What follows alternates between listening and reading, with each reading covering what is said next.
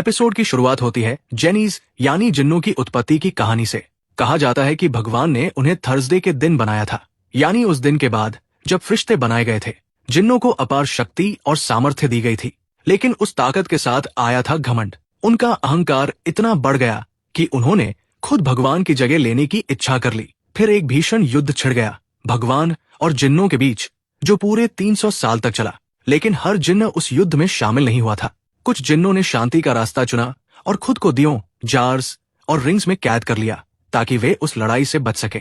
जब वो महान युद्ध आखिरकार खत्म हुआ, भगवान ने तय किया कि वो जिन्नों की जगह एक नई रचना बनाएंगे, और तब उन्होंने मनुष्य को बनाया। उस पल से मनुष्य बन गए भगवान की चुनी हुई रचना। भगवान ने आदेश दिया कि अब सभी फरिश्ते और जिन्न इंसानों के आगे झुकेंगे। हर कोई मान गया सिवाय एक जिन्न के। वो जिन्न झुकने से इनकार कर देता है। सजा के तौर पर भगवान उसे स्वर्ग से निकाल देते हैं और नरक में फेंक देते हैं। वो जिन्न भगवान से कहता है कि वो साबित करेगा कि इंसान खुदगर्ज और लालची है। भगवान उसकी चुनौती स्वीकार कर लेते हैं, लेकिन एक शर्त रखते हैं। अगर कभी उस जिन्न को एक भी ऐसा इंसान मिला जो पूरी तरह निस्वार्थ हो, तो उस दिन भगवान उसे ऐसी सजा देंगे जो नरक से भी बदतर होगी। यहीं से शुरू होती है उस जिन्न की यात्रा। वो जिन्न एक दिए से दूसरे दिए, एक अंगूठी से दूसरी अंगूठी तक भटकता रहा। हर बार जो भी उसे आजाद करता, उसे वो 3 इच्छाएं पूरी करने का मौका देता। लेकिन हर इंसान वही चाहता था, ताकत, दौलत या बदला। हर बार जिन्न का दावा सही साबित होता गया। लेकिन एक दिन उसने एक छोटी सी लड़की से मुलाकात की, जो मरने से पहले भी अपनी खुशी नहीं बल्कि दूसरों की भलाई की दुआ मांग रही थी। वो वही पवित्र आत्मा थी जिसके बारे में भगवान ने कहा था। और उसी पल भगवान ने उस जिन्न को उसकी सजा दी। उसे धरती के गहरे नीचे एक दिए के अंदर हमेशा के लिए कैद कर दिया गया। सदियों तक वो जिन्न वही रहा। उसने कभी इंसानों के आगे सिर नहीं झुकाया, बस उस दिन का इंतजार करता रहा जब कोई और लालची इंसान उसका दिया पाएगा और वो फिर साबित कर सकेगा कि इंसान स्वार्थी है। उस जिन्न का नाम था इब्लिस, यानी शैतान या बुराई। और यहीं से असली कहानी शुरू होती है। हम मिलते हैं कायन से, एक जवान लड़की जो अपनी दादी के साथ रहती है। उसकी माँ ने उसे बचपन में छोड़ दिया था और तब से उसकी परवरिश सिर्फ उसकी दादी ने की थी। दादी के प्यार और सख्ती में कायन मजबूत, ठंडी और लगभग भावनाहीन बन चुकी थी। अब 20 साल बाद कायन कोरिया से दुबई जाती है अपनी माँ से मिलने के लिए। वो बताती है कि पिछले 10 सालों से वो हर दिन उसी रेस्टोरेंट में उसी टेबल पर बैठती रही, सिर्फ अपनी माँ की एक झलक देखने के लिए जो वहाँ काम करती थी। वो ये भी बताती है कि उसकी माँ जो पैसे घर भेजती थी, उसकी दादी ने कभी वो पैसे इस्तेमाल नहीं किए। उन्होंने वो सारे पैसे जमीन में गाड़ दिए और वहाँ मिर्च के पौधे लगा दिए। कहती थी, एक खुदगर्ज औरत के पैसों से अपने घर को नहीं चलाऊंगी। कायन अपनी माँ से बस एक बात कहने आई थी कि उसे और उसकी दादी को न तो उसके पैसों की जरूरत थी और न ही उसके झूठे प्यार की। वो चेतावनी देती है कि अगर उसकी माँ ने फिर कभी उसकी दादी को रुलाया तो वो उसे बख्शेगी नहीं। इतना कहकर वो मुड़ जाती है और चली जाती है। अगले दिन कायन एक डेजर्ट टूर पर जाती है। वो अपने ग्रुप से थोड़ा दूर निकल जाती है और अपनी सबसे अच्छी दोस्त मिंजी को टेक्स्ट कर रही होती है। चलते चलते अचानक उसका पैर किसी चीज से टकराता है। वो रेत में दबा हुआ एक पुराना, धूल से भरा दिया होता है। गुस्से में कायन उस दिए को जोर जोर से झटकती है, जैसे अपने अंदर का सारा दर्द और गुस्सा उसी पर निकाल रही हो। लेकिन तभी कुछ अजीब होता है। वो दिया चमकने लगता है और उससे बाहर आता है इब्लिस, जो लगभग 983 साल से कैद था। इब्लिस अपना परिचय देता है और बताता है कि उसने उसे आजाद किया है, लेकिन कायन उसे पागल समझकर वहां से चली जाती है। बाद में जब वो होटल के कमरे में लौटती है तो उसे हर जगह लंबे बाल दिखाई देते हैं और फिर वो देखती है कि इब्लिस वही बैठा उसका इंतजार कर रहा है। वो उसे अपनी कहानी बताता है, कैसे उस छोटी लड़की की पवित्र आत्मा ने उसे कैद किया था और कैसे उसने भगवान से एक और मौका मांगा था। भगवान ने उसे मौका तो दिया, लेकिन शर्त के साथ, अगर वो उसी आत्मा के पुनर्जन्म को ढूंढकर उसे भ्रष्ट कर सके तो वो आजाद हो जाएगा। लेकिन अगर वो आत्मा हर जन्म में शुद्ध रही तो इब्लिस हमेशा के लिए मिटा दिया जाएगा। सदियों तक इब्लिस का नौकर उस आत्मा की तलाश करता रहा। हर बार जब वो उसे ढूंढता, वो लड़की मर जाती, इससे पहले कि वो इब्लिस से मिल पाती। लेकिन इस बार वो आत्मा फिर से जन्म ले चुकी थी, कायन के रूप में। और अब कायन ने ही उसे उस दिए से आजाद किया था। अब बस उसे 3 इच्छाएं मांगनी थी और इब्लिस साबित कर सकता था कि वो भी एक आम स्वार्थी इंसान है। लेकिन कायन इतनी आसानी से मानने वाली नहीं थी। उसने कोई भी इच्छा मांगने से इनकार कर दिया। वो हर बार उसे छोड़ने की कोशिश करती, कभी दिए को समुंदर में फेंकती, कभी बेचने की कोशिश करती, लेकिन इब्लिस हर बार लौट आता। आखिर में कायन को एक नया ख्याल आता है। वो इब्लिस से पूछती है, क्या तुम सच में उड़ सकते हो? इब्लिस मुस्कुराता है और उसे दुबई की सबसे ऊंची इमारत की छत पर ले जाता है। लेकिन कायन इंप्रेस नहीं होती। वो अचानक उसे धक्का दे देती है। इब्लिस नीचे गिरता है, लेकिन कुछ ही सेकंड में वापस ऊपर आ जाता है, बिल्कुल सही सलामत। अब वो गुस्से में भर जाता है। वो कायन का गला पकड़ लेता है और महसूस करता है कि ये लड़की कुछ अलग है, निडर, अडिग और बेखौफ। मौत सामने खड़ी है, फिर भी वो कोई इच्छा नहीं मांगती। उल्टा कायन उसकी आंखों में देखकर जोर से हंसने लगती है। इब्लिस उसे देखता रह जाता है, हैरान और थोड़ा सा विचलित। शायद पहली बार उसने किसी ऐसे इंसान को देखा था जो उसकी समझ से परे था, और यहीं से उनकी अजीब किस्मतें एक दूसरे से टकरा जाती है। इब्लिस, जो अभी अभी कायन को ऊंचाई से गिरते हुए देखता है, अचानक उड़कर उसे पकड़ लेता है, ठीक जमीन पर गिरने से पहले, और उसी पल उसे सच्चाई का एहसास होता है।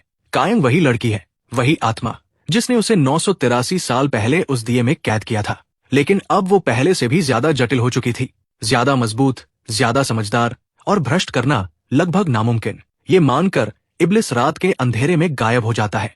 थोड़ी देर बाद वो अपने सेवक सेठ से मिलता है, जो इस वक्त एक अमीर शेख के साथ जैगुआर के रूप में घूम रहा होता है। सदियों बाद अपने मालिक को आजाद देखकर सेठ खुशी से झूम उठता है। इब्लिस मुस्कुराते हुए कहता है, मैंने अपना नया मास्टर ढूंढ लिया है, कायंग। इस बीच कायंग वापस कोरिया जाने वाली फ्लाइट में बैठती है। वो दिया वही दुबई में छोड़ देती है। सोचती है कि अब उससे छुटकारा मिल गया, लेकिन जैसे ही खाना परोसा जाता है, वो देखती है इब्लिस उसके सामने बैठा आराम से उसका डिनर खा रहा है। घर पहुंचने पर दादी और सारे लोग उसका इंतजार कर रहे होते हैं, लेकिन सब तब हैरान रह जाते हैं जब कायंग के साथ एक अजनबी आदमी अंदर आता है। वो है इब्लिस, जो अब इंसान के रूप में भेष बदल कर आया है। दादी की सहेलियां तुरंत गॉसिप शुरू कर देती है। लगता है कायंग को दुबई में पति मिल गया। कायंग झल्लाकर कहती है, वो बस एक आदमी है जो होटल में मेरे साथ ठहरा था। वो इब्लिस को पकड़कर बाहर खींच ले जाती है और सख्त लहजे में चेतावनी देती है, मेरी दादी के सामने अगर तुमने जरा भी जादू किया या कोई गड़बड़ की तो मैं तुम्हें सच में मार दूंगी। गुस्से में वो कुल्हाड़ी तक उठा लेती है, लेकिन तभी उसकी दादी वहां आ जाती है। कायंग हैरान रह जाती है, क्योंकि उसकी दादी को इब्लिस दिखाई नहीं देता। उन्हें लगता है कायंग को फिर से गुस्से का दौरा पड़ा है। वो प्यार से उसका हाथ पकड़ती है और कहती है, घड़ी की टिक टिक सुनो, शांत हो जाओ। एक फ्लैशबैक दिखता है। जब कायंग की माँ उसे छोड़कर चली गई थी, तो उसकी दादी ने ही उसे सिखाया था कि गुस्सा कंट्रोल करने के लिए घड़ी की टिक टिक पर ध्यान दो। उन्होंने उसे सिखाया था कि पढ़ाई और अनुशासन ही जिंदगी की असली ताकत है। कायंग ने नेशनल यूनिवर्सिटी एग्जाम्स में टॉप किया था, लेकिन उसने कॉलेज की नौकरी छोड़कर एक ऑटोमोबाइल रिपेयर शॉप खोल ली थी। दादी को थोड़ा दुख हुआ था, लेकिन उनका रिश्ता कभी टूटा नहीं। उस शाम दादी मजाक में इब्लिस से पूछती है, बेटा तुमने कौन सी यूनिवर्सिटी से पढ़ाई की? इब्लिस जवाब देने में हकलाता है और कायंग के कमरे में भाग जाता है, जहां उसे मार्वल और डिज्नी के पोस्टर्स लगे मिलते हैं। वो खुद की तुलना उनके हीरो से करने लगता है, लेकिन कायंग हंसते हुए कहती है, उनसे अपनी तुलना मत करो, वरना वो तुम्हारे ऊपर कॉपीराइट केस कर देंगे। गुस्से में इब्लिस अपने नौकर सेड को लेकर साइबर कैफे चला जाता है। वो ऑनलाइन एक कंप्लेंट फाइल करता है कि एक पावरफुल जीनी को मार्वल और डिज्नी कैरेक्टर से तुलना करनी चाहिए, लेकिन ऑनलाइन यूजर्स उसे मजाक का पात्र बना देते हैं। इतना गुस्सा आता है कि वो पूरे कैफे की बिजली उड़ा देता है। अगली सुबह कायंग अपनी नई कार लेकर काम पर निकलती है। उसकी दादी खेत में काम कर रही होती है और एक पड़ोसी से गर्व से कहती है, वो देखो मेरी पोती की कार है, वही जो साइकोपैथ चलाती है। पड़ोसी डरकर पूछता है, सच में वो इतनी खतरनाक है? दादी हंसते हुए कहती है, हाँ, बचपन में तो लोगों को पीट देती थी, पर अब समझदार हो गई है। उसका गांव हमेशा उसके साथ रहा। लोगों ने उसे सिखाया कि परिवार और अपनापन गुस्से से कहीं ज्यादा मायने रखता है। शाम को जब कायंग घर लौट रही होती है, इब्लिस उसे रास्ते में रोक लेता है। अचानक उसकी नजर एक ट्रैक्टर पर पड़ती है। वो बड़ी दिलचस्पी से कहता है, मुझे यही ट्रैक्टर चाहिए। लेकिन वो ट्रैक्टर विलेज चीफ पार्क का होता है। जब चीफ पार्क इब्लिस को कायंग के साथ देखता है, वो शक में पड़ जाता है। इब्लिस मुस्कुराता है, उसकी नाक को छूता है और फुर्र से गायब हो जाता है। चीफ पार्क हैरान होकर इधर उधर देखने लगता है। उधर एक लोकल स्टोर में मिस कान नाम की औरत को उसका मैनेजर डांट रहा होता है, क्योंकि नीचे वाली फ्लोर पर सिर्फ खूबसूरत वर्कर्स को जाने की इजाजत थी, ताकि ग्राहकों को आकर्षित किया जा सके। उसी वक्त कायंग और इब्लिस वहां खरीदारी करने पहुंचते हैं। इब्लिस सारे रंगीन प्रोडक्ट्स देखकर बच्चों की तरह खुश हो जाता है, जबकि कायंग गुस्से में है।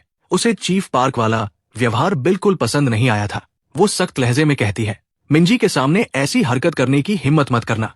इब्लिस पूछता है, मिंजी कौन है?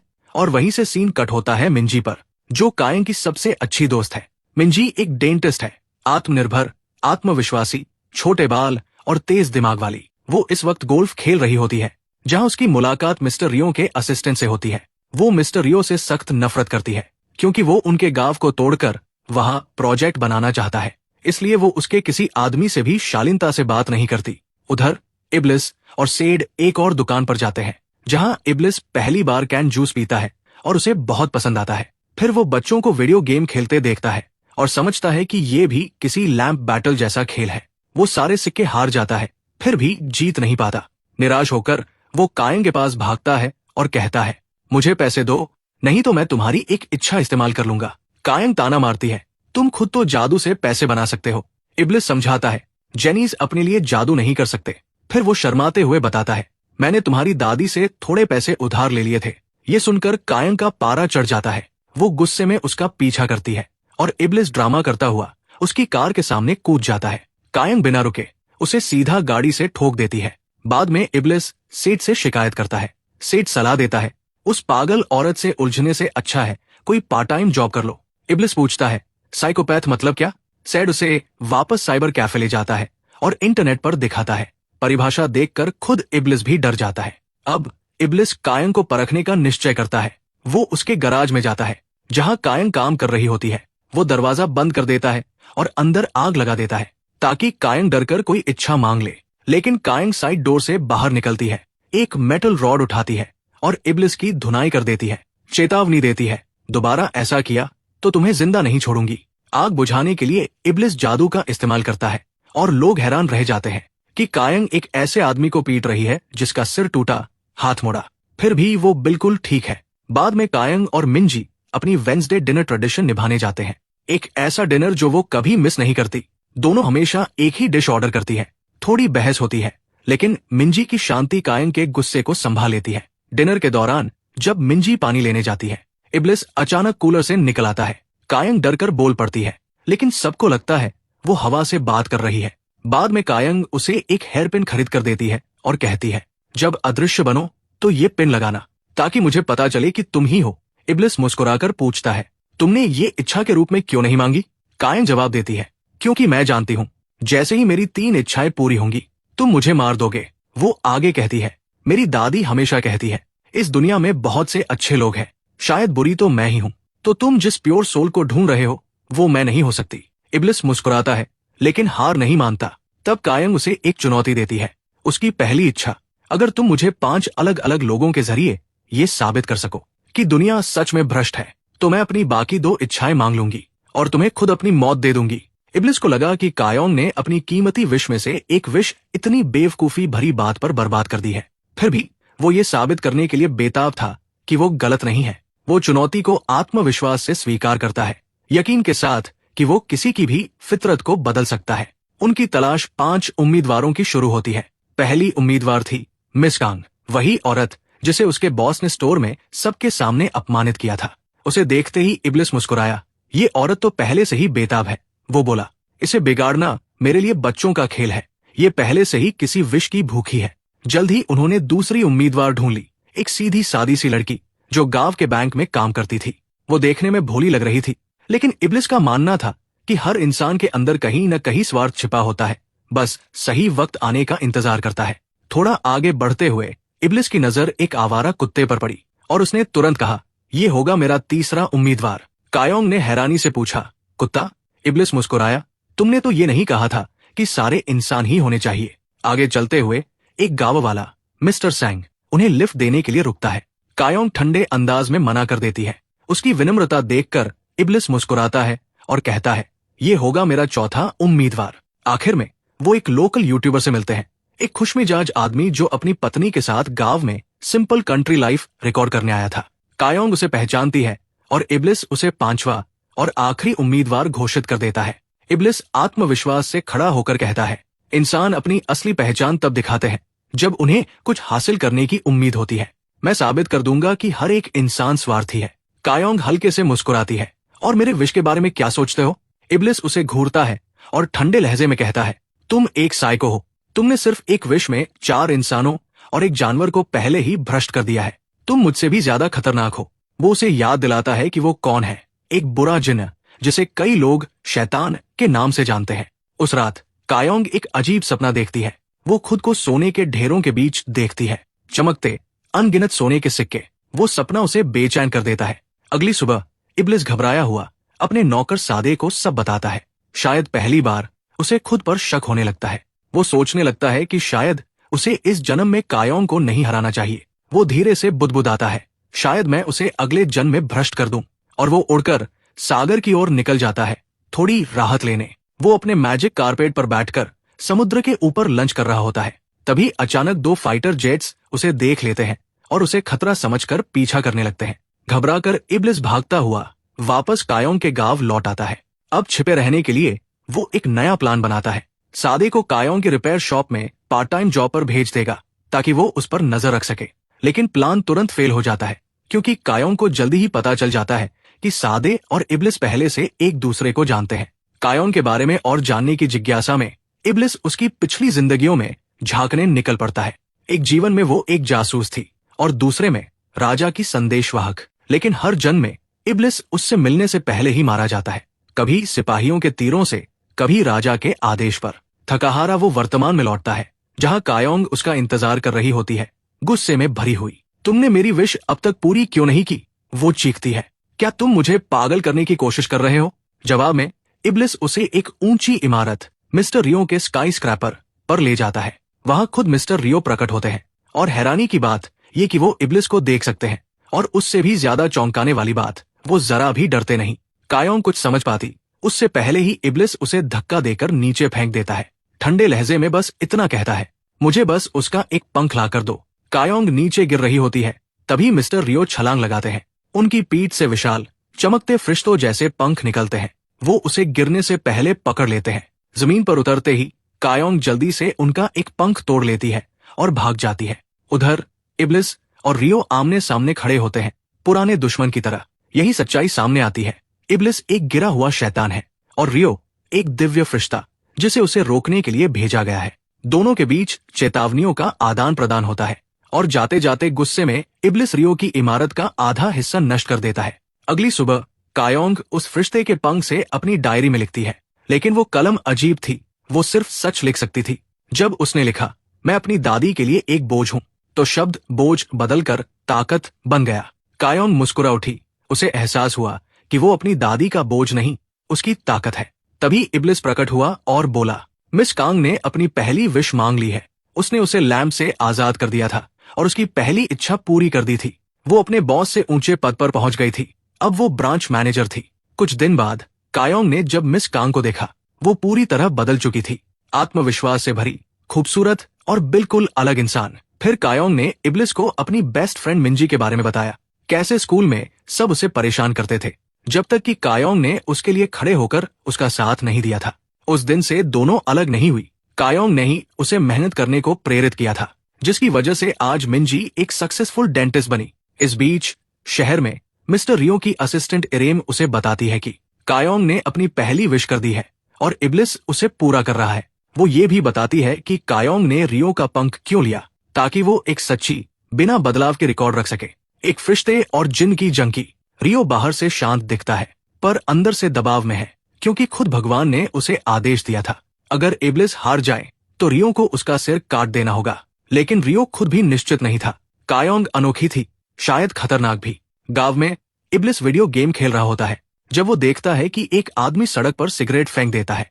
गुस्से में वो कहता है, उठाओ उसे। आदमी उल्टा उसे गाली देता है। इब्लिस तुरंत सादे को बुलाता है, जो एक खूंखार जगुआर में बदल जाता है और उस आदमी को डराकर जंगल की ओर भगा देता है। वहीं जंगल में सादे की मुलाकात एक उल्लू से होती है, जो असल में इरेम होती है, रियो की असिस्टेंट और उसकी पुरानी दोस्त। लेकिन उनकी बात ज्यादा देर नहीं चलती, क्योंकि चीफ पार्क और उसके लोग जंगली जानवर की तलाश में पहुंच जाते हैं। दोनों जल्दी से इंसानी रूप लेकर नाटक करते हैं कि वो किसी अम्यूजमेंट पार्क से आए विजिटर हैं। बाद में सादे इब्लिस को बताता है कि कायोंग की जिंदगी दोहरी है। वो अपनी रिपेयर शॉप तो चलाती है, पर हर महीने 4 दिन के लिए रहस्यमयी छुट्टी लेती है। उन दिनों में वो स्कूबा डाइविंग, हाइकिंग और कुछ बनाती रहती है अपने वर्कशॉप में। ताबूत, लेकिन वो किसी और के लिए नहीं, वो अपने लिए बना रही होती है। वो अपनी मौत की तैयारी कर रही होती है ताकि अपनी दादी के जाने के बाद वो भी शांति से जा सके। ये सुनकर इब्लिस और सादे दोनों डर जाते हैं। अगर कायोंग मर गई तो उनका मिशन खत्म हो जाएगा। उस दिन से इब्लिस खुद उसकी दादी की देखभाल करने लगता है, खाना बनाना, सफाई करना, बागवानी तक। सादे बताता है कि कायोंग उसके मरने के 983 साल पुराने किस्से के बारे में पूछ रही थी, लेकिन उसने कुछ नहीं बताया। दुर्भाग्य से कायोंग ने वो पूरी बात सुन ली थी। कुछ दिनों बाद वो अपने मनोचिकित्सक से मिलती है और फिर इब्लिस को डिनर पर ले जाती है ताकि तुम्हें दिखा सकूं कि आम इंसान कैसे जीते हैं, वो कहती है। इब्लिस पूछता है, क्या कोई जगह है जो तुम्हें सच में खुश करती है? कायोंग मुस्कुराती है और उसे शहर की सबसे ऊंची टॉवर पर ले जाती है। जब तुम पूरी अंधकार में ऊपर देखो तो वो सितारे नजर आते हैं जिन्हें शहर की रोशनी छिपा देती है। उसकी बातों से प्रभावित होकर इब्लिस पूरे शहर की लाइट्स बंद कर देता है। आसमान में हजारों सितारे चमकने लगते हैं। कायोंग चुपचाप उसकी ओर देखती है और उसे किस कर देती है। वो कहती है, मैं बस वही महसूस करना चाहती थी जो मिंजी ने एक बार कहा था, जब कोई तुम्हें सितारे देखने बुलाए तो इसका मतलब है वो तुम्हें किस करना चाहता है। लेकिन उसे कुछ महसूस नहीं होता, पर इब्लिस को होता है। वो उसे वापस किस करता है और उसी पल पूरे शहर की लाइट्स फिर से जल उठती है, पहले से भी ज्यादा चमकदार। एपिसोड की शुरुआत होती है कायोंग से, जो अपने मोहल्ले का सिक्योरिटी सिस्टम हैक कर रही होती है, लेकिन चोरी या जासूसी करने के लिए नहीं, बल्कि उस सीसीटीवी वीडियो को निकालने के लिए जिसमें उसने इब्लिस को किस किया था। दूसरी तरफ इब्लिस तो अब उससे डरा हुआ है। कायोंग हर जगह उसका पीछा कर रही है, बस उसे दोबारा किस करने के लिए। इतना डर जाता है वो कि एक ताबूत में छुप जाता है। लेकिन कायोंग तो कायोंग है, उसे वहां भी ढूंढ लेती है। इब्लिस समझाने की कोशिश करता है कि किसी जिन्न को किस करना इतनी आसान बात नहीं होती, इसके अपने कुछ नियम होते हैं। उधर कायोंग के गांव में बैंक की एक कर्मचारी चुपके से उसके अकाउंट का पासवर्ड हैक करने की कोशिश कर रही होती है। उसे शक होता है, आखिर एक छोटी सी वर्कशॉप चलाने वाली लड़की के पास इतना पैसा कैसे है। वो नोटिस करती है कि हर बार जब कायोंग बैंक आती है उसके पास एक नया महंगा हैंडबैग होता है। इसी बीच एक नया परिवार भी गांव में शिफ्ट होता है। घर पर इब्लिस टीवी ऑन करता है और परेशान हो जाता है। हर चैनल पर बस रोमांटिक के सीन चल रहे होते हैं। तभी दादी उसे पुकारती है और कल का मौसम पूछती है। इब्लिस को बुरा लग जाता है। वो बोलता है, इतने शक्तिशाली जिन्न को मौसम बताने के लिए बुला रही हो? दादी हंसते हुए कहती है, अरे मैं तुमसे नहीं, अपने एआई असिस्टेंट से बात कर रही थी। जिज्ञासु इब्लिस खुद एआई से बात करने की कोशिश करता है।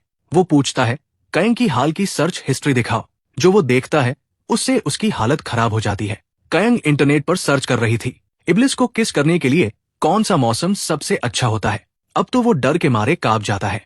उसे लगता है कि कायोंग अब पागलपन की हद तक जुनूनी हो चुकी है। घबराया हुआ इब्लिस अपने साथी जिन्न सादे के पास जाता है, पर सादे मदद करने के बजाय मजाक करता है। कहता है, सदियों से चिराग में बंद रहे हो, पहले दांत तो साफ करवा लो, सर तो नहीं गए। इब्लिस चिढ़ तो जाता है, लेकिन मान भी लेता है और डेंटल क्लिनिक चला जाता है। जब पैसे देने की बारी आती है उसे एहसास होता है कि उसके पास पैसे ही नहीं है। क्लिनिक की हेड मिंजी उसे पहचान लेती है। वो कायोंग की सबसे अच्छी दोस्त होती है। वो हंसते हुए इब्लिस को सीधे कायोंग के पास ले जाती है। कायोंग गुस्से में खुद बिल भरती है और फिर इब्लिस को एक मुक्का जड़ देती है। थोड़ी देर बाद इब्लिस कायोंग की कार में बैठा अकेले शराब पी रहा होता है। तभी पुलिस आ जाती है। कायोंग तुरंत कार का इंजन चालू कर देती है ताकि लगे कि इब्लिस ड्राइव कर रहा है। पुलिस उसे पकड़ लेती है, लेकिन उससे पहले कि वो उसे ले जाए इब्लिस समय रोक देता है और वहां से भागकर दादी के साथ चेरी ब्लॉसम फेस्टिवल पहुंच जाता है। फेस्टिवल में एक चोर उससे टकराता है और उसका हेयर पिन चुरा लेता है। वो चोर अपने गैंग के पास भागता है, जहां दो ग्रुपों में झगड़ा शुरू हो जाता है। इब्लिस टाइम रोक देता है, अपना हेयर पिन वापस लेता है और सबके हथियारों को फूलों में बदल देता है। रात को जब आसमान में आतिशबाजी हो रही होती है, वो जादू से कायोंग का नाम आसमान में लिख देता है। कायोंग अपने वर्कशॉप की खिड़की से उसे देखती है और मुस्कुरा देती है। उधर मिस्टर रयो कायोंग से मिलने आते हैं। वो बताते हैं कि वो उसे इसलिए देख रहे थे ताकि इब्लिस जीत न सके। उनका मिशन साफ है, अगर इब्लिस हार गया तो रयो को उसका सिर काटना होगा। कायोंग अपने गुस्से को छिपा लेती है, लेकिन उसके दिल में इब्लिस के लिए अचानक थोड़ी ग्लानि महसूस होती है। दूसरी ओर इब्लिस एक बार में मिंजी से मिलता है। दोनों साथ पीते हैं। मिंजी कहती है कि उसे इब्लिस पसंद नहीं है, पर जब वेट्रेस को पता चलता है कि मिंजी लड़की है तो जो हंसी मजाक होता है उससे दोनों दोस्त बन जाते हैं। कायोंग बाहर से ये सब देखती है और उसे अजीब सी जलन महसूस होती है। मिंजी को घर छोड़ने के बाद कायोंग इब्लिस से पूछती है, तुम और रयो दुश्मन क्यों हो? इब्लिस बताता है, बहुत समय पहले जब जिन्नों ने भगवान के खिलाफ विद्रोह किया था तो भगवान ने फरिश्तों को भेजा उन्हें खत्म करने के लिए। रयो उन फरिश्तों का नेता था। उसने ज्यादातर जिन्नों को मार डाला, कुछ बचे जो दुनिया भर में छुप गए और रयो आज भी उन्हें खोज रहा है। इब्लिस बताता है कि जिन मौसम बदल सकते हैं, टेलीपोर्ट कर सकते हैं और समय को भी रोक सकते हैं। ये सुनकर कैन को उनका पहला किस याद आता है। जब बारिश हो रही थी, घबराकर इब्लिस वहां से भाग जाता है और फिर से चेरी ब्लॉसम के खेतों में पहुंचता है। अगले दिन दादी की दोस्त मिसेस कांग अपनी दूसरी विश करती है। वो फिर से अपने 20वें साल में लौटकर ब्रांच मैनेजर बनना चाहती है। इब्लिस वो विश तुरंत पूरी कर देता है। इसी बीच नए परिवार का छोटा बेटा अपने घर में एक आदमी को बंद पाता है। वो दरअसल एक और जिन्न होता है। वर्कशॉप में कायंग एक बदतमीज कस्टमर से डील कर रही होती है, तभी सादे अंदर आता है, हाथ में कार वॉश का लिक्विड लिए हुए, जिसे वो जूस समझ बैठा था। कस्टमर ये सब देखकर डर के मारे भाग जाता है। थोड़ी देर बाद जुनवू, वही लड़का जो हाल ही में गांव में आया था, कायंग से मिलने आता है। वो बताता है कि वो उसे कॉलेज से जानता था और उसी की वजह से यहाँ शिफ्ट हुआ। उधर इब्लिस जब मिसेस कांग की विश पूरी करता है तो 20 साल पीछे चला जाता है। वहां उसे बचपन की कायंग मिलती है जो उसे पत्थर मार देती है। सोचती है कोई अजनबी है। बाद में प्रेजेंट टाइम में कायंग को ये याद आता है और उसे एहसास होता है कि उसका रिश्ता इब्लिस से बहुत पुराना है। सादे जब जुनवू का जिक्र करता है तो इब्लिस को जलन होने लगती है। बारिश शुरू होती है। कायंग इब्लिस को ढूंढने निकल पड़ती है। वो उसे एक सुनसान सड़क पर पाती है। वही कुत्ता उसके पास होता है जो हमेशा उस पर भौंकता था। पता चलता है उस कुत्ते का नाम मट है और वही इब्लिस का अगला विश करने वाला है। मट की इच्छा, वो एक हैंडसम 40 साल का आदमी बनना चाहता है। इब्लिस उसकी विश पूरी कर देता है, लेकिन बदले में कहता है, अब सारे कुत्तों से कहना कायंग पर कभी मत भौंको। मट इंसान तो बन जाता है पर दिमाग अब भी कुत्ते वाला ही रहता है। यहाँ तक कि बिजली के खंभे के पास जाकर पेशाब करने लगता है। थोड़ी देर बाद दादी गलती से कायंग की डायरी पढ़ लेती है। उन्हें इब्लिस से उसका कनेक्शन पता चल जाता है। कायंग घबरा जाती है और इब्लिस से कहती है कि वो डायरी अपने चिराग में छिपा दे। वहां बैठकर वो इब्लिस से कहती है, मुझे लगता है मैं लोगों के लिए जूते में फंसे पत्थर जैसी हूँ, सबके लिए असुविधा। वो ये भी कहती है कि जब उसकी दादी मर जाएंगी तो वो भी जीना नहीं चाहती और अगर मरना ही है तो वो चाहती है कि इब्लिस ही उसे मारे, क्योंकि वो मजेदार और आसान होगा। वो नहीं चाहती कि इब्लिस हारे। इब्लिस हैरान रह जाता है। कायंग जानती है कि अगर वो जीता तो उसे मरना होगा, फिर भी वो उसी के साथ खड़ी है। दोनों मिलकर चिराग के अंदर का फर्नीचर सजाते हैं ताकि कायंग वहां काम कर सके। दादी उनकी आवाजें सुनकर देखने आती है, पर दोस्तों में उलझकर चिराग को पलंग पर फेंक देती है, जिससे कायंग और इब्लिस गलती से एक दूसरे के बहुत करीब गिर जाते हैं। वो किस करने ही वाले होते हैं पर फिर रुक जाते हैं। उन्हें याद आता है कि जादू के लिए उन्हें पहले नशे में होना पड़ेगा, तो दोनों बाहर ड्रिंक करने निकलते हैं। लेकिन रास्ते में कायंग रुक जाती है। वो देखती है कि उसकी दादी रो रही है। गांव के बुजुर्ग मिस्टर किम का देहांत हो गया है और दादी कहती है कि अब उन्हें मौत से डर लगने लगा है, क्योंकि वो कायंग के साथ थोड़ा और वक्त बिताना चाहती है। रात में कायंग इब्लिस से दोबारा मिलती है और अपनी दूसरी विश मांगती है। मैं चाहती हूँ कि मेरी दादी फिर से जवान हो जाए, बिल्कुल मेरी उम्र की। इब्लिस स्तब्ध रह जाता है। कायंग की पहली विश खुद के लिए नहीं थी और अब दूसरी भी अपने लिए नहीं है। अब बस एक आखिरी विश बाकी है, जो इब्लिस के लिए उसकी आत्मा को भ्रष्ट करने का अंतिम मौका है। वो इब्लिस से कहती है कि उसकी दादी को अभी जवान मत बनाना। वो चाहती है कि ये बदलाव ठीक 72 घंटे बाद हो। उसके दिमाग में कोई प्लान है। अगले ही पल वो अपनी दादी को हवाई के टिकट्स देकर सरप्राइज करती है। कहती है, हम 2 दिन बाद निकलेंगे। दादी खुशी से झूम उठती है और पूरे गांव में खबर फैला देती है। हर किसी को बताती फिरती है कि वो अपनी पोती के साथ हवाई जा रही है। ये बात मिसेस कांग की सास तक पहुंच जाती है। वो मिसेस कांग को डांटती है, कहती है, ब्रांच मैनेजर बनने के बाद से तुमने अपने घर की तरफ ध्यान देना छोड़ दिया है। और सच में जब मिसेस कांग अपनी बेटी के हॉस्टल पहुंचती है तो कमरा खाली मिलता है। पता चलता है कि उनकी बेटी अपने बॉयफ्रेंड के साथ रहने लगी है और कॉलेज भी छोड़ दिया है। टूटी हुई मिसेस कांग को अपने फैसले पर पछतावा होता है। उसी वक्त इब्लिस प्रकट होता है। वो याद दिलाता है कि उसके पास एक आखिरी विश बाकी है जिससे वो सब ठीक कर सकती है। लेकिन जैसा कि वो हमेशा कहता है, इंसान स्वार्थी होता है और वैसा ही होता है। मिसेस कांग अपनी आखिरी विश दूसरों पर बर्बाद नहीं करना चाहती। इधर 72 घंटे पूरे होते हैं और कांग की दूसरी विश पूरी हो जाती है। दादी अचानक जवान हो जाती है। शुरुआत में तो वो सदमे से बेहोश हो जाती है, पर जब होश आता है और आईने में खुद को देखती है तो यकीन नहीं होता। फिर खुशी खुशी कांग की अलमारी खोलती है। कहती है, अब नई उम्र है तो कपड़े भी नए चाहिए। कांग हैरान रह जाती है। सोचती है वो सच में अपने जमाने की सबसे खूबसूरत लड़की रही होंगी। उधर मिस्टर रयो को कयंग की विश के बारे में पता चलता है। वो इब्लिस से मिलने आता है और चेतावनी देता है, ऐसे चमत्कार करना मना है। आज के दौर में अगर कोई अचानक जवान या अमीर हो जाए तो जादू के अस्तित्व का पर्दाफाश हो जाएगा और ये ईश्वरीय नियमों के खिलाफ है। इसी बीच इब्लिस मट की दूसरी विश पूरी करता है। हालांकि मट अब एक हैंडसम इंसान बन चुका है, पर उसे पहचान और पैसे चाहिए ताकि वो इंसानों में रह सके। इब्लिस वो भी दे देता है, लेकिन मट के अंदर अब भी कुत्ते वाले आदतें बाकी रहती है। दो लड़के उसे चिढ़ाते हैं तो वो गुस्से में काट ही लेता है, जैसे कुत्ते काटते हैं। पूरा मोहल्ला हंगामे में बदल जाता है। घर पर दादी अपनी नई जवानी का खूब मजा लेने लगती है। गर्मियों में लेदर जैकेट पहनना, भागना दौड़ना, स्टंट्स करना और दिन रात शॉपिंग करना। कयंग मजबूर होकर उनके लिए नियम बनाती है। अब तुम अपनी पहचान छिपाओगी और अपने पुराने दोस्तों से दूरी रखोगी ताकि कोई तुम्हें पहचान न ले। कयंग जब दादी को संभालने में बिजी होती है तो इब्लिस को डिनर नहीं मिलता। वो गुस्से में बाहर जाकर बैठ जाता है। वही कुछ गांव वाले पत्ता गोभी की फसल काटने की तैयारी कर रहे होते हैं। इब्लिस भी चुपचाप उनके साथ काम करने लगता है। कड़ी मेहनत के बाद उसे पहली बार सैलरी मिलती है। वो इतना खुश होता है कि अगले दिन फिर लौट आता है, सिर्फ उस खुशी को दोबारा महसूस करने के लिए। उसी वक्त मिस्टर सैंग नाम का एक आदमी अपनी ट्रक से एक हिरन को टक्कर मार देता है। हिरन जिंदा होता है पर घायल। वो दया में उसे मारने ही वाला होता है कि इब्लिस वहां आ जाता है। कहता है, मैं तुम्हारी 3 विश पूरी कर सकता हूँ। मिस्टर सैंग उस पर हंसता है और मजाक में पहली विश मांग लेता है, इस हिरन को ठीक कर दो। और इब्लिस सच में उसे ठीक कर देता है। अब मिस्टर सैंग गुस्से में चिल्लाता है, ये तो मेरी टेस्ट वाली विश थी। इब्लिस शांत स्वर में कहता है, अपनी हद पार मत करना, और गायब हो जाता है, कहकर कि बाकी 2 विश सोच समझ कर मांगना। थोड़ी देर बाद इब्लिस सादे को कहता है कि वो जुनवू की जांच करे, वही लड़का जो हाल ही में गांव में आया था। सादे पता लगाता है कि कॉलेज के दिनों में कयंग और जुनवू साथ में डांस क्लास करते थे। इब्लिस को जलन होने लगती है। गुस्से में वो टाइम ट्रैवल करता है, अतीत में जाकर जुनवू की टांग चोटिल कर देता है ताकि वो अगले दिन डांस न कर पाए। इस बीच चीफ पार्क जुनवू के घर जाता है। वो देखकर हैरान रह जाता है। घर में बॉडीगार्ड्स है और अंदर एक आदमी बंधा हुआ है जो कुछ ही देर में रहस्यमयी तरीके से गायब हो जाता है। जब वो आखिर जुनवू से मिलता है तो जुनवू उसे नकली फोन नंबर देता है। फिर दिखाया जाता है कि जुनवू के पास कयंग की कई तस्वीरें हैं। वो उसे चुपके से देखता रहता है। घर लौटकर कयंग गांव में चारों तरफ छिपे कैमरे लगाती है ताकि दादी पर नजर रख सके। घर आते ही वो देखती है कि दादी मिर्च के खेत में खुदाई कर रही है। कहती है, यहाँ पैसे गड़े हैं।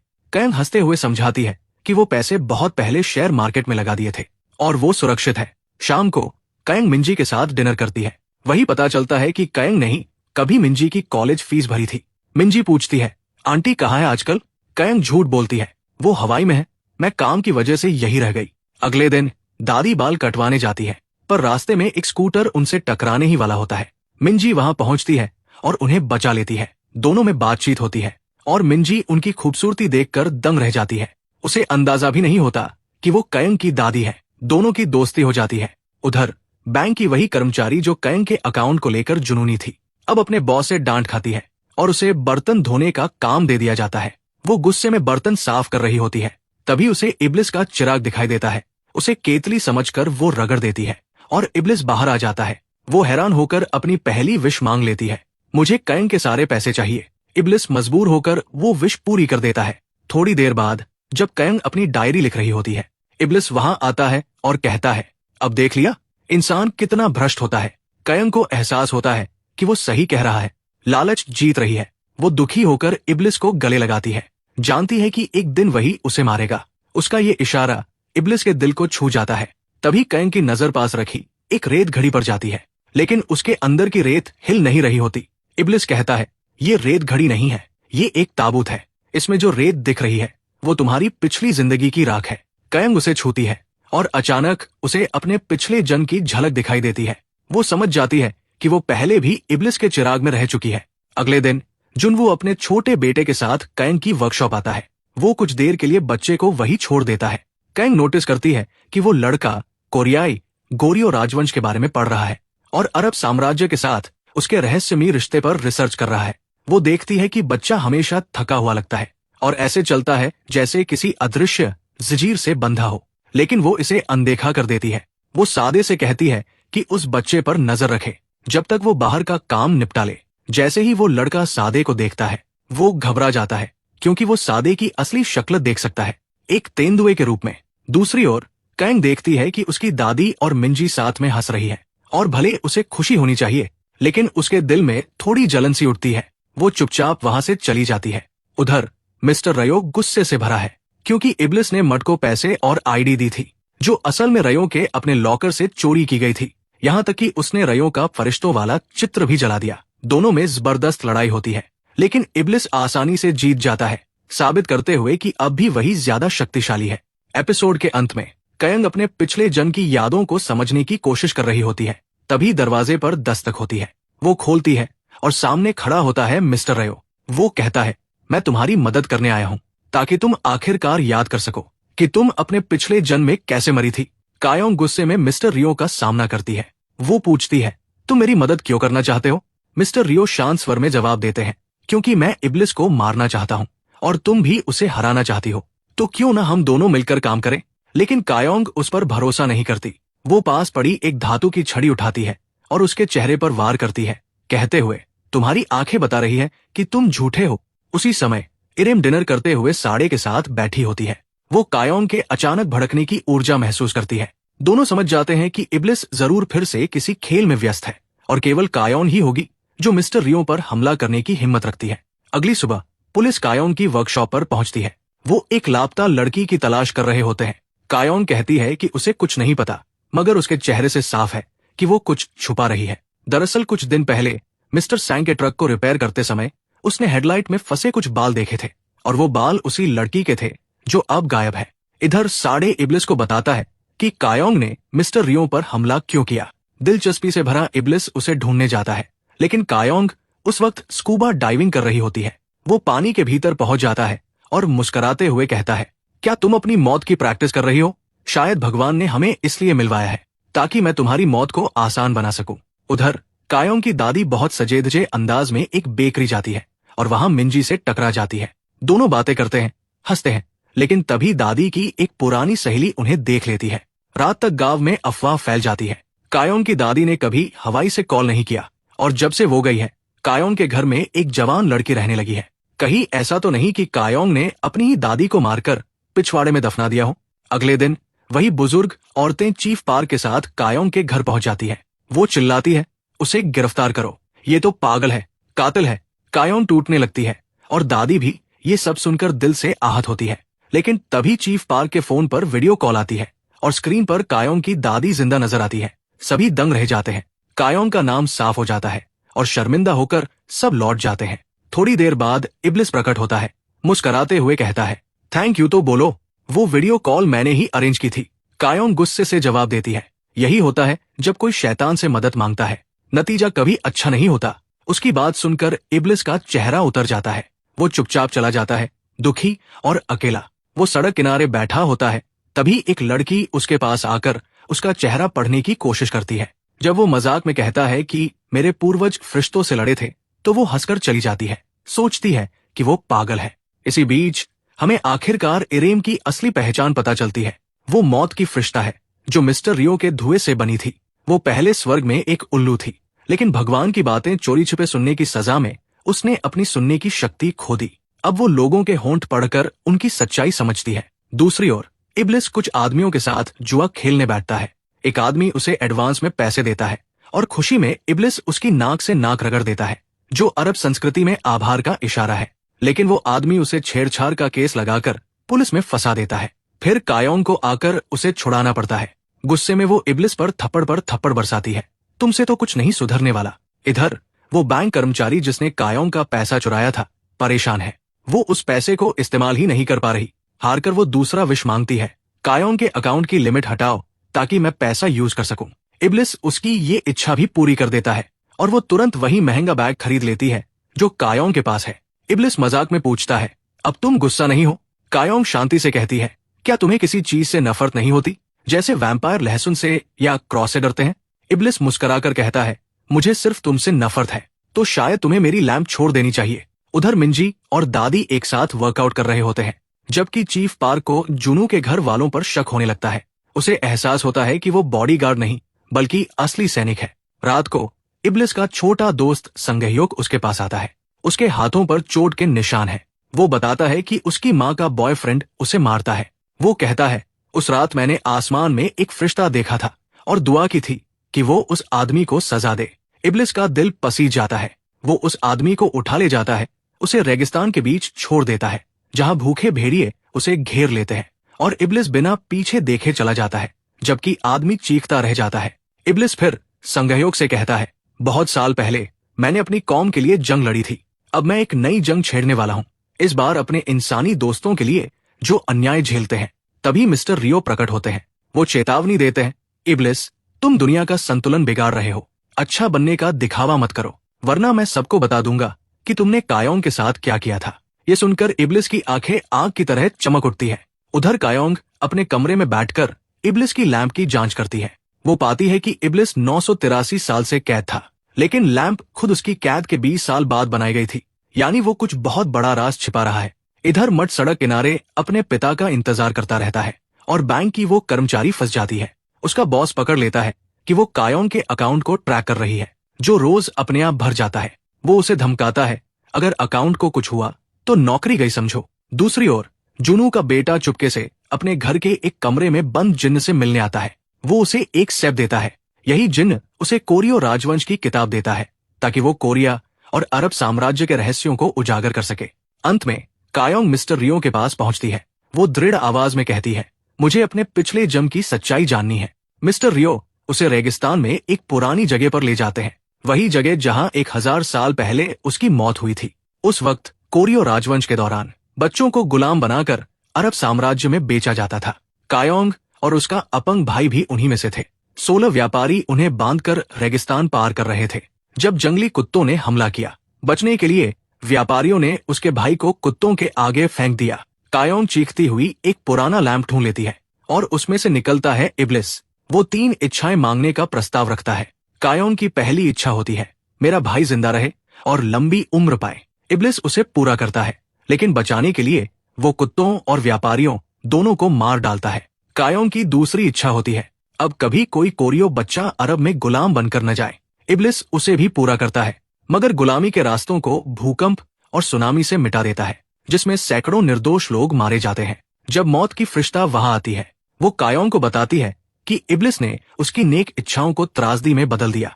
अब उसकी आत्मा भी पाप से दूषित हो चुकी है। कायोंग समझ जाती है, हर विष की एक भयानक कीमत होती है। जब वही जंगली कुत्ते फिर उस पर झपटते हैं, वो आखिरी इच्छा मांगती है, मुझे और इब्लिस दोनों को हमारे पापों की बराबर सजा मिले। कुत्ते उसे नोच डालते हैं। इब्लिस उसके निर्जीव शरीर के पास बैठा रहता है, चेहरे पर न गुस्सा न अहंकार, बस पछतावा और दर्द। वर्तमान में लौटकर कायोंग को सब याद आने लगता है और लैंप के भीतर रेत घड़ी फिर से चल पड़ती है। वो रेत असल में उसकी राख थी। इब्लिस अपने सीने को पकड़ लेता है, क्योंकि अब एक बार फिर उनकी तकदीरें एक दूसरे से जुड़ चुकी है। कायोंग इब्लिस को रोते हुए देखकर मिस्टर रियो का सामना करती है। गुस्से में वो पूछती है, जब जंगली कुत्ते मुझे और मेरे भाई को फाड़ रहे थे, तब तुम कहाँ थे? आखिर तुम तो खुद भगवान के दूत थे, हमें बचा सकते थे ना? मिस्टर रियो चुपचाप जवाब देते हैं, उस वक्त मैं बस दुआ कर रहा था। ये सुनकर कायोंग का गुस्सा फूट पड़ता है। वो उसे मुक्का मार देती है और कहती है, कम से कम शैतान ने तो कोशिश तो की थी मेरी मदद करने की, एक फरिश्ते से ज्यादा। इधर साद इब्लिस को फिर से उसके चिराग में वापस डाल देता है। वहां इब्लिस ध्यान देता है कि रेत घड़ी के अंदर की रेत फिर से चलने लगी है। साद उसे चेतावनी देता है, इसका मतलब है तेरे बदले का वक्त खत्म होने वाला है, और जो बीमारी तुझे इन दिनों लगी है वो तेरे पतन की निशानी हो सकती है। उधर इरेम को भी मिस्टर रियो से पता चलता है कि इब्लिस की हालत बिगड़ रही है। उसे एहसास होता है कि अब कुछ बड़ा होने वाला है।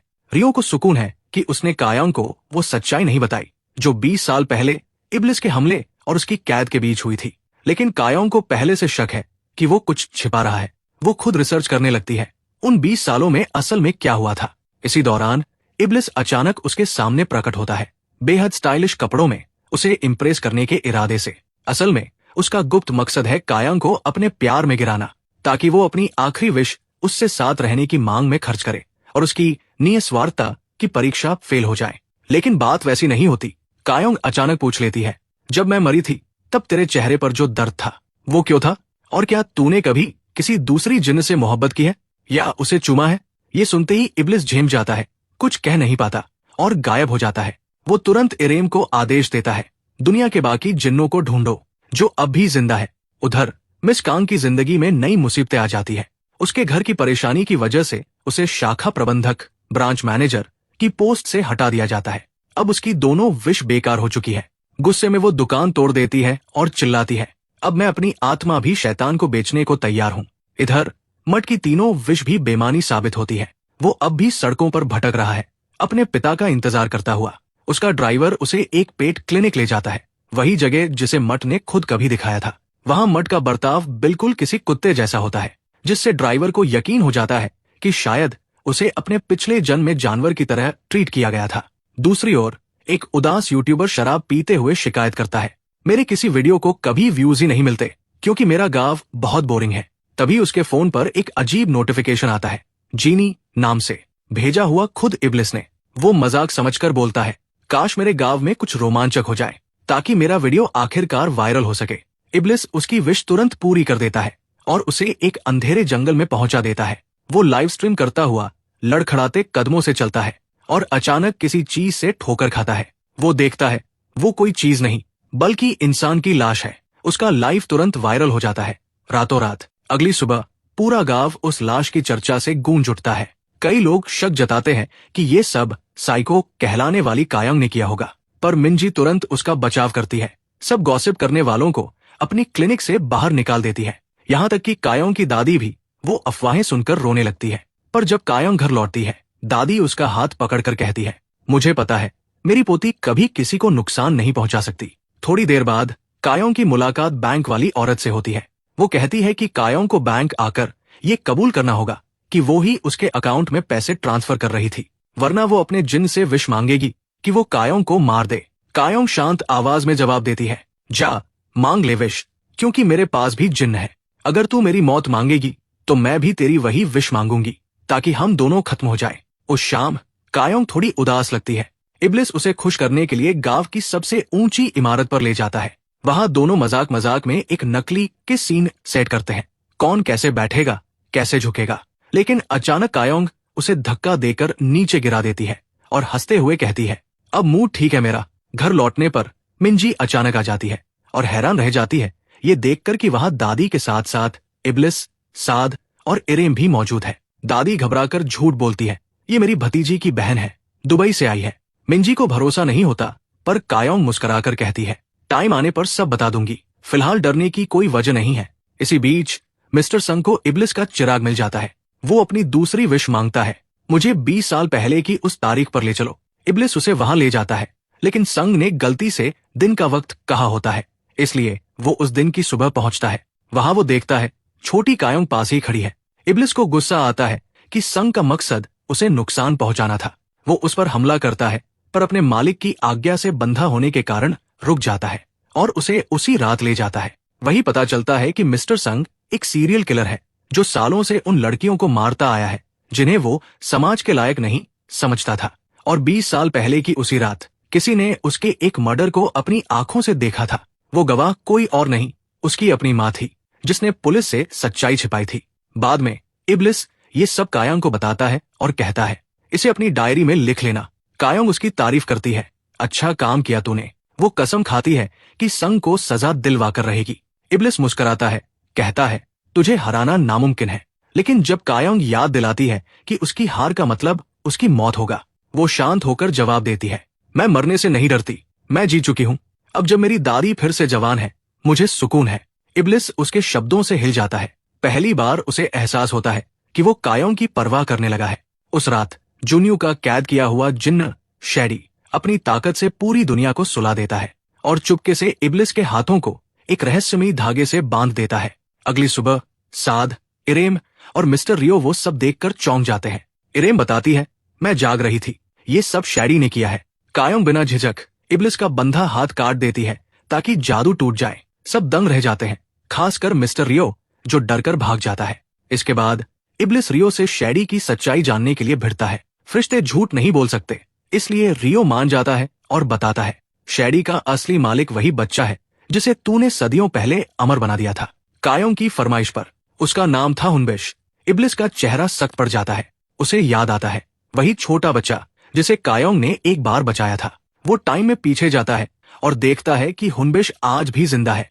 जूनियो के बेटे के रूप में। सदियां बीत चुकी है, पर हुनबिश की उम्र जरा भी नहीं बढ़ी और इब्लिस अब भी नहीं जानता कि वही अमर लड़का उसी गांव में उसके बिल्कुल पास रह रहा है। शुरुआत होती है शैडी के घर लौटने से, जहां हुनबिश उससे पूछताछ करता है, कल रात के बाद तू कहाँ गया था? पूरी दुनिया को सुलाने के बाद तू गायब क्यों हुआ? डर के मारे हुनबिश का एक नौकर सच बोल देता है। वो कहता है, शैडी ने मुझसे कहा था कि उसे किसी से मिलने चुपके से बाहर ले चलो। हुनबिश गुस्से में उस नौकर को चोट पहुंचाता है और शैडी से सच निकलवाने की कोशिश करता है। आखिरकार शैडी मान लेता है, मैं इब्लिस से मिलने गया था। उसका कारण, ताकि जब इब्लिस जागे तो मेरी मदद के लिए आ सके। ये सुनकर हुनबिश काली हंसी हंसता है और कहता है, यही तो मैं चाहता था, तू इब्लिस को ढूंढे ताकि मैं कायोंग तक पहुंच सकूं। मेरा असली मकसद है कायांग को मारना, इब्लिस का मालिक बनना और फिर हर जिन्न और इंसान पर राज करना। शैडी डर जाता है और उसे उसके असली नाम से पुकारता है, खालिद। रुक जाओ, अगर इब्लिस को पता चल गया तो वो तुम्हें कभी माफ नहीं करेगा। इधर कायोंग इब्लिस से पूछती है, आखिर ये खालिद है कौन? लेकिन इब्लिस खुद नहीं जानता। कायोंग को ये नाम अपने सपनों से याद है, जहां वो बार बार एक बच्चे को देखती है जो कालीन बुन रहा होता है, और वो बच्चा है खालिद। वो कुछ आजमाने का फैसला करती है। वो फिर से वही रहस्यमयी धागा इब्लिस के हाथ में बांध देती है। पहले जो धागा सफेद था अब खून से काला हो चुका है, और इसी से उसे पता चलता है कि वो धागा सिर्फ किसी जिन्न को बांध सकता है और उसे तोड़ने की ताकत सिर्फ उसी में है, किसी आम इंसान में नहीं। उधर जूनियो अब भी सहमा हुआ है, क्योंकि उसने हुनबिश का असली रूप देख लिया था। वो उल्टियां करता रहता है, जैसे कुछ अंदर से हिला गया हो। हुनबिश का नौकर बताता है, हम सब अनाथ हैं जिन्हें उसने पाला है पिता की तरह, इसलिए हम उसकी हर बात मानते हैं और अब तुझे भी माननी होगी। जो भी उसके माता पिता बनने की कोशिश करता है आखिर में उसी के कब्जे में चला जाता है। गांव में दादी और मिंजी एक कॉफी शॉप में मिलती है।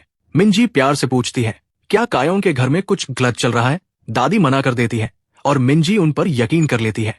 दोनों साथ कॉफी पीती है और धीरे धीरे मिंजी को दादी के लिए भावनाएं होने लगती है। उसे पता ही नहीं कि वो कायोंग की असली दादी है, कोई मेहमान नहीं। फिर कायोंग मिस्टर संग से मिलने जाती है और उसे उसकी कार की हेडलाइट से मिला एक सुनहरा बाल दिखाती है। शांत लहजे में कहती है, मुझे पता है, जंगल में मिली लाश और वो गुमशुदा लड़की, दोनों का जिम्मेदार तुम हो, क्योंकि तुम एक सीरियल किलर हो। मिस्टर संग घबराता है और पूछता है, क्या तुम किसी के साथ आए हो? कायोंग इब्लिस का जिक्र नहीं करती, बल्कि मुस्कुराकर कहती है, तुम बहुत दिलचस्प आदमी हो। हमारे बीच एक समानता है, हम दोनों साइकोपैथ हैं। फर्क बस इतना है कि अगर मैं किसी को मारूं तो सबूत कभी नहीं छोड़ती। उसकी बातों में फंसकर मिस्टर संग एक सौदा पेश करता है, अगर मैं अपने सारे सबूत मिटा दूं तो अगला मर्डर करने में तू मेरी मदद करेगी। बाद में जब कायोंग घर लौटती है, इब्लिस नाराज होकर पूछता है, तूने उसे पुलिस के हवाले क्यों नहीं किया? कायोंग समझाती है, अगर उसे गिरफ्तार करवाऊंगी तो वो अपनी आखिरी विश से भाग जाएगा, इसलिए मैं उसे खुद अपनी आखिरी विश इस्तेमाल करने दूंगी। वो टाइम में पीछे जाएगा और उसी वक्त तू भी वहां जाकर मेरी डायरी देगा, ताकि मैं मर्डर को रोक सकूं उससे पहले कि वो हो। इब्लिस उसकी प्लानिंग देखकर हैरान रह जाता है, तेरी चाल तो गजब की है। लेकिन तभी कायोंग पूछती है, तूने ये क्यों छिपाया कि तू मेरी मौत के 20 साल बाद चिराग में कैद हुआ था? मतलब तुझे मेरी वजह से सजा नहीं मिली? इब्लिस चुप हो जाता है, धीरे से कहता है, मुझे कुछ याद नहीं, वो 20 साल कहाँ थे मैं खुद नहीं जानता। उसी वक्त साद आता है। वो बताता है कि इब्लिस के खून से उसने हुनबिश की लोकेशन पता कर ली है, वो दुबई में है। सच जानने के लिए इब्लिस कायोंग को साथ लेकर वहां जाने का फैसला करता है और दादी व मिंजी को भी साथ ले जाता है उनकी सुरक्षा के लिए। एयरपोर्ट पर मिंजी की मुलाकात उसकी पुरानी गर्लफ्रेंड से हो जाती है। एक पल को उसका दिल भर आता है। दुबई पहुंचकर इब्लिस और कायोंग एक जिन्न से मिलते हैं जिसका नाम है जिन्निया।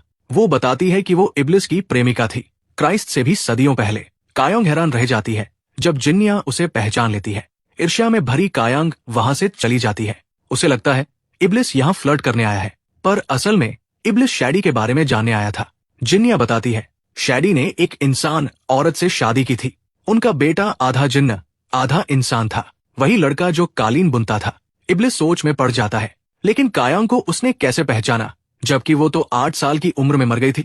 जिन्निया गलती से बोल पड़ती है, कायोंग ही वजह थी जिसके चलते तूने वो 20 साल की यादें खो दी। फिर अचानक चुप हो जाती है, मुझे आगे कुछ नहीं कहना, मना है। उधर मिस्टर रियो की मुलाकात होती है इब्लिस के भाई से, ज़ारा नाम का जिन्न जो इंसानी आत्माओं से फूल उगाता है। 1000 साल पहले उसने एक गलती की थी जिससे उसका पूरा बाग नष्ट हो गया। सिर्फ एक फूल बचा जिसे वो अब तक संभाल रहा है। जब उसे पता चलता है कि इब्लिस लौट आया है, वो खुश हो जाता है, लेकिन मिस्टर रियो उसे चेतावनी देता है, अगर तूने इब्लिस को उन खोए हुए 20 सालों के बारे में कुछ बताया तो तेरा अंत बहुत दर्दनाक होगा। फिर वो इरेम को सजा देता है, उसकी आवाज छीन लेता है, क्योंकि उसने इब्लिस को जिन्निया तक पहुंचने में मदद की थी।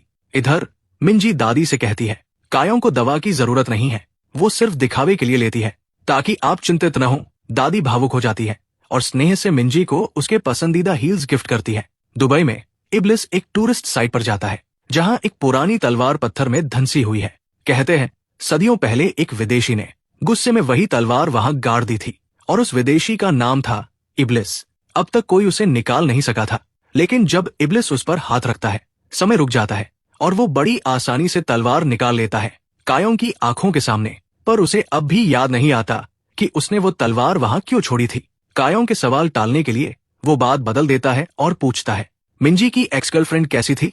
कायों हंसते हुए कहती है, मिंजी ने उससे ब्रेकअप इसलिए किया क्योंकि वो हमारी साइकोपैथ फ्रेंडशिप झेल नहीं पाई। अगले दिन कायों दादी को चुपके से उनकी बेटी यानी कायों की माँ से मिलवाने ले जाती है। दूर से उसे देखकर दादी की आंखों से आंसू बहने लगते हैं। ममता और तड़प दोनों उमड़ पड़ते हैं। उधर कोरिया में मिस कांग अपनी आखिरी विश मांगती है। उसे याद आता है इब्लिस की वो कहानी, जहां एक आदमी ने इब्लिस को 72 साल तक रखा था और फिर विश मांगी थी कि वो अपनी पिछली 2 विश भूल जाए। वो वही मांग दोहराती है, पर इब्लिस मुस्कुराता है और कहता है, अगर मैंने वो विश कभी पूरी की होती तो क्या मुझे वो कहानी याद रहती? बहुत देर से सही, पर मिस कांग समझ जाती है वो फिर से धोखा खा चुकी है। जब कायों को ये पता चलता है, वो इब्लिस को छेड़ती है, लगता है इस बार मैं तुझसे हार जाऊंगी। फिर पूछती है, लोग कभी अपनी आखिरी विश के बाद एक और मौका मांगते हैं क्या? इब्लिस नरम आवाज में कहता है, जब उनकी आखिरी विश पूरी हो जाती है तो वो सब भूल जाते हैं, यहाँ तक कि अपने जिन्न से मिलना भी। कायों की आंखें नम हो जाती है, धीरे से कहती है, मैं तुझे कभी नहीं भूलना चाहती। उधर जब साद को पता चलता है कि इरेम की आवाज छीन ली गई है, वो गुस्से में मिस्टर रियो पर हमला कर देता है। दोनों की लड़ाई इतनी भयानक होती है कि वो धरती से आसमान तक जा पहुंचती है। थक चुके इब्लिस चिल्लाकर पूछता है, मैंने सदियों पहले तेरी एक पंख चुराई थी, तूने उसका क्या किया? रियो जवाब देने से इनकार करता है, पर एक हैरान करने वाला सच बता देता है। शैडी को उस अमर बच्चे ने गुलाम नहीं बनाया था, उसने खुद उसे अपना मालिक चुना था, क्योंकि वो अमर बच्चा हुनबिश दरअसल शैडी का बेटा है। ये सुनकर इब्लिस सन्न रह जाता है। शैडी का आधा इंसान बेटा तो बहुत पहले मर जाना चाहिए था। अगर वो अब भी जिंदा है तो इब्लिस को सच्चाई पता करनी ही होगी। इधर कायों ट्रैकिंग पर जाती है और पहाड़ की चोटी पर उसे जूनियो मिलता है। हुनबिश ने उसे भेजा है। वो पूछता है, तेरी विश पूरी हुई या नहीं? कायों जवाब नहीं देती और जूनियो उसे धक्का देकर खाई से नीचे गिरा देता है।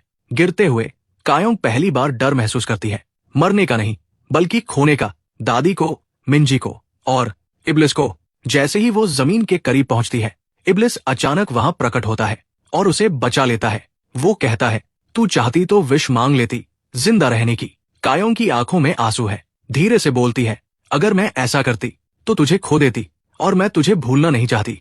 इब्लिस कुछ पल चुप रहता है, फिर पहली बार वो उसे अपने सीने से कसकर लगा लेता है। इब्लिस गुस्से में जुनऊ को उसी चट्टान से नीचे फेंक देता है।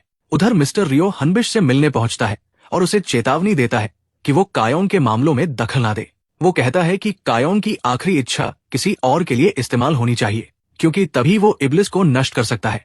वो सदियों से इसी मिशन की तैयारी कर रहा था। वो किसी कीमत पर इब्लिस को नया मालिक नहीं मिलने देना चाहता था, खासकर हनबिश जैसा। उसी समय इब्लिस अपने भाई जहरा से मिलने जाता है, जो उसे शॉकिंग सच बताता है शैदी के बेटे खालिद के बारे में।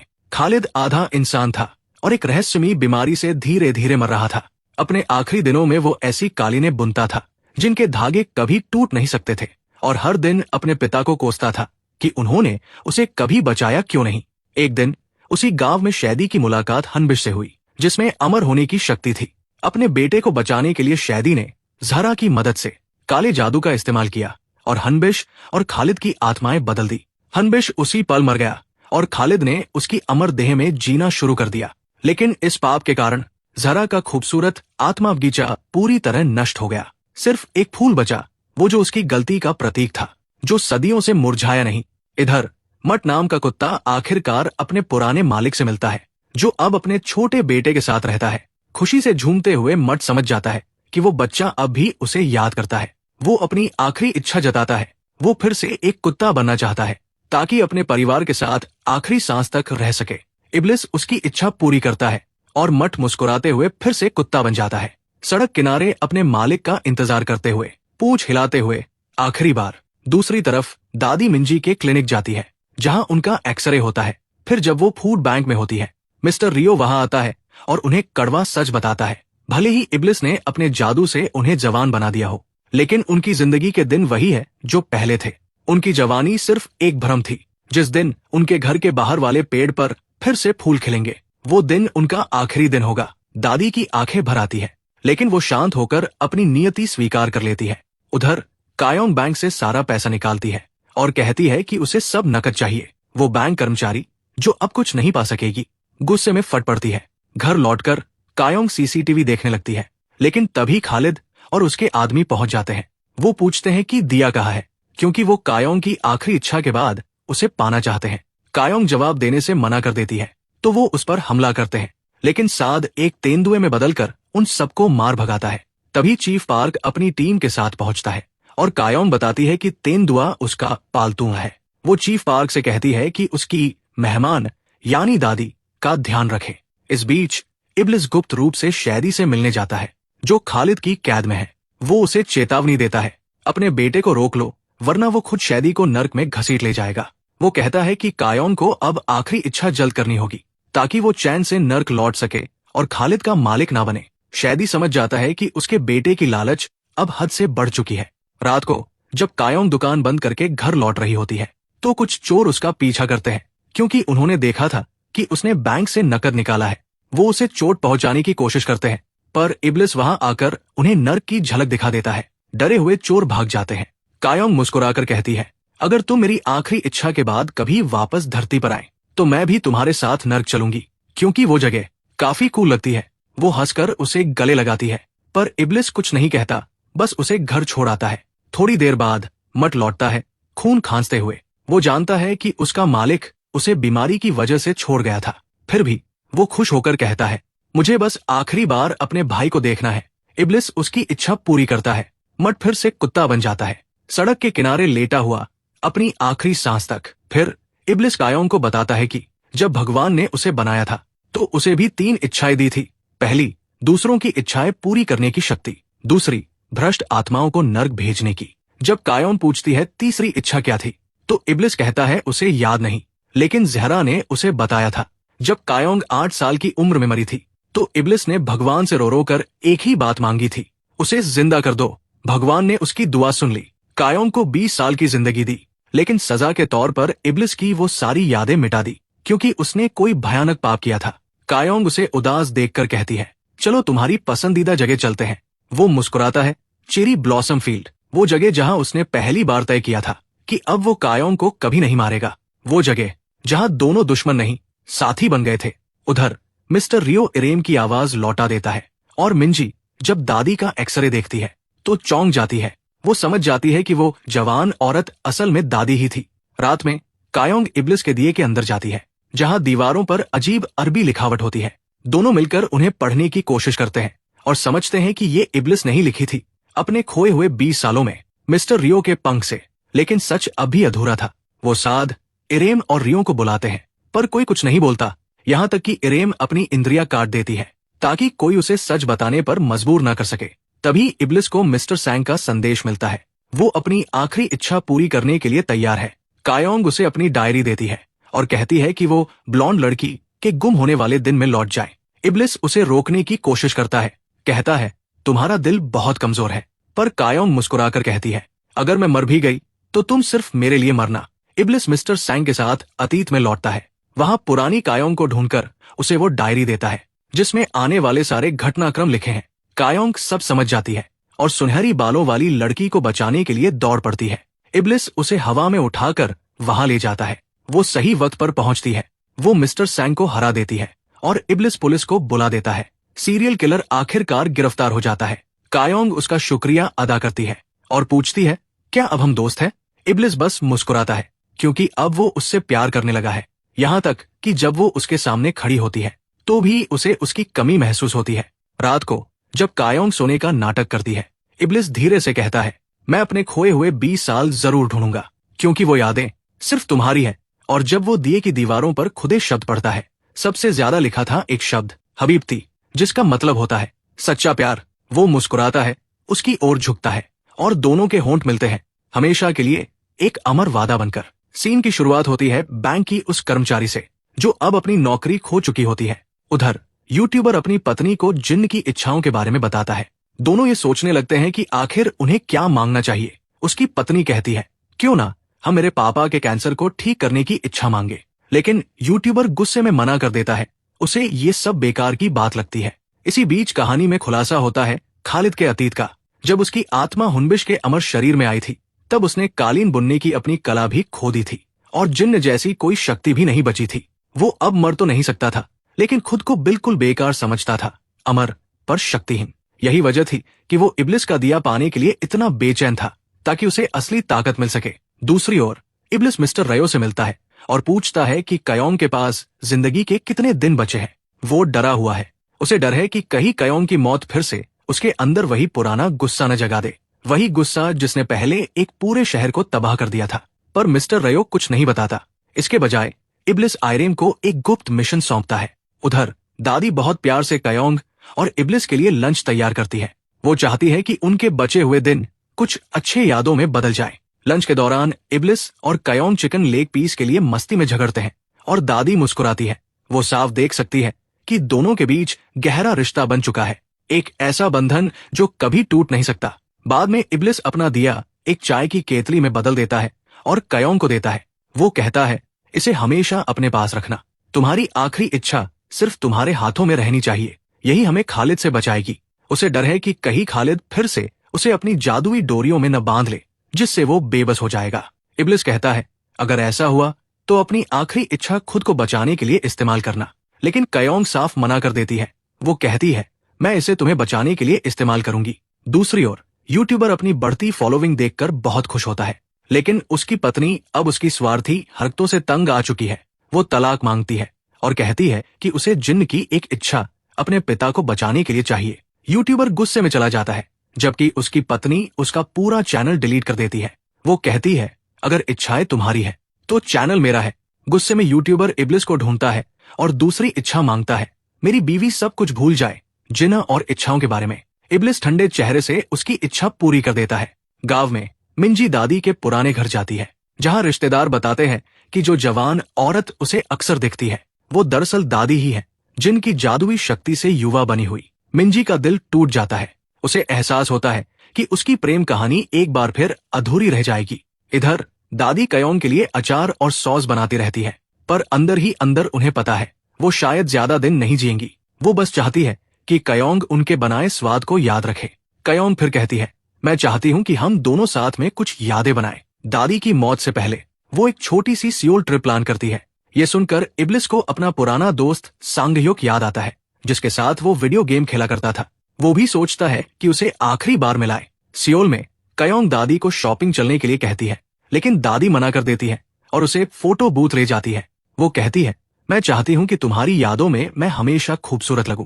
कयोंग को उनकी बात कुछ अजीब लगती है, क्योंकि उसे नहीं पता कि दादी को अपने जाने का पूरा एहसास हो चुका है। उसके बाद कयोंग मिंजी से अपनी बुधवार की डिनर मीटिंग के लिए मिलती है, जबकि दादी पूजा की चीजें खरीदने निकलती है। अपने पति की आत्मा के लिए वो आखिरी बार श्राद्ध करना चाहती है। थोड़ी देर बाद कयोंग दुबई जाती है जिन्या से मिलने। प्लेन में उसे खालिद के आदमी पीछा करते दिखते हैं। वो उसे पकड़ भी लेते हैं, लेकिन जिन्या वक्त पर आकर उसे बचा लेती है। बातचीत के दौरान कयोंग पूछती है, क्या इब्लिस ने कभी सच्चा प्यार किया था?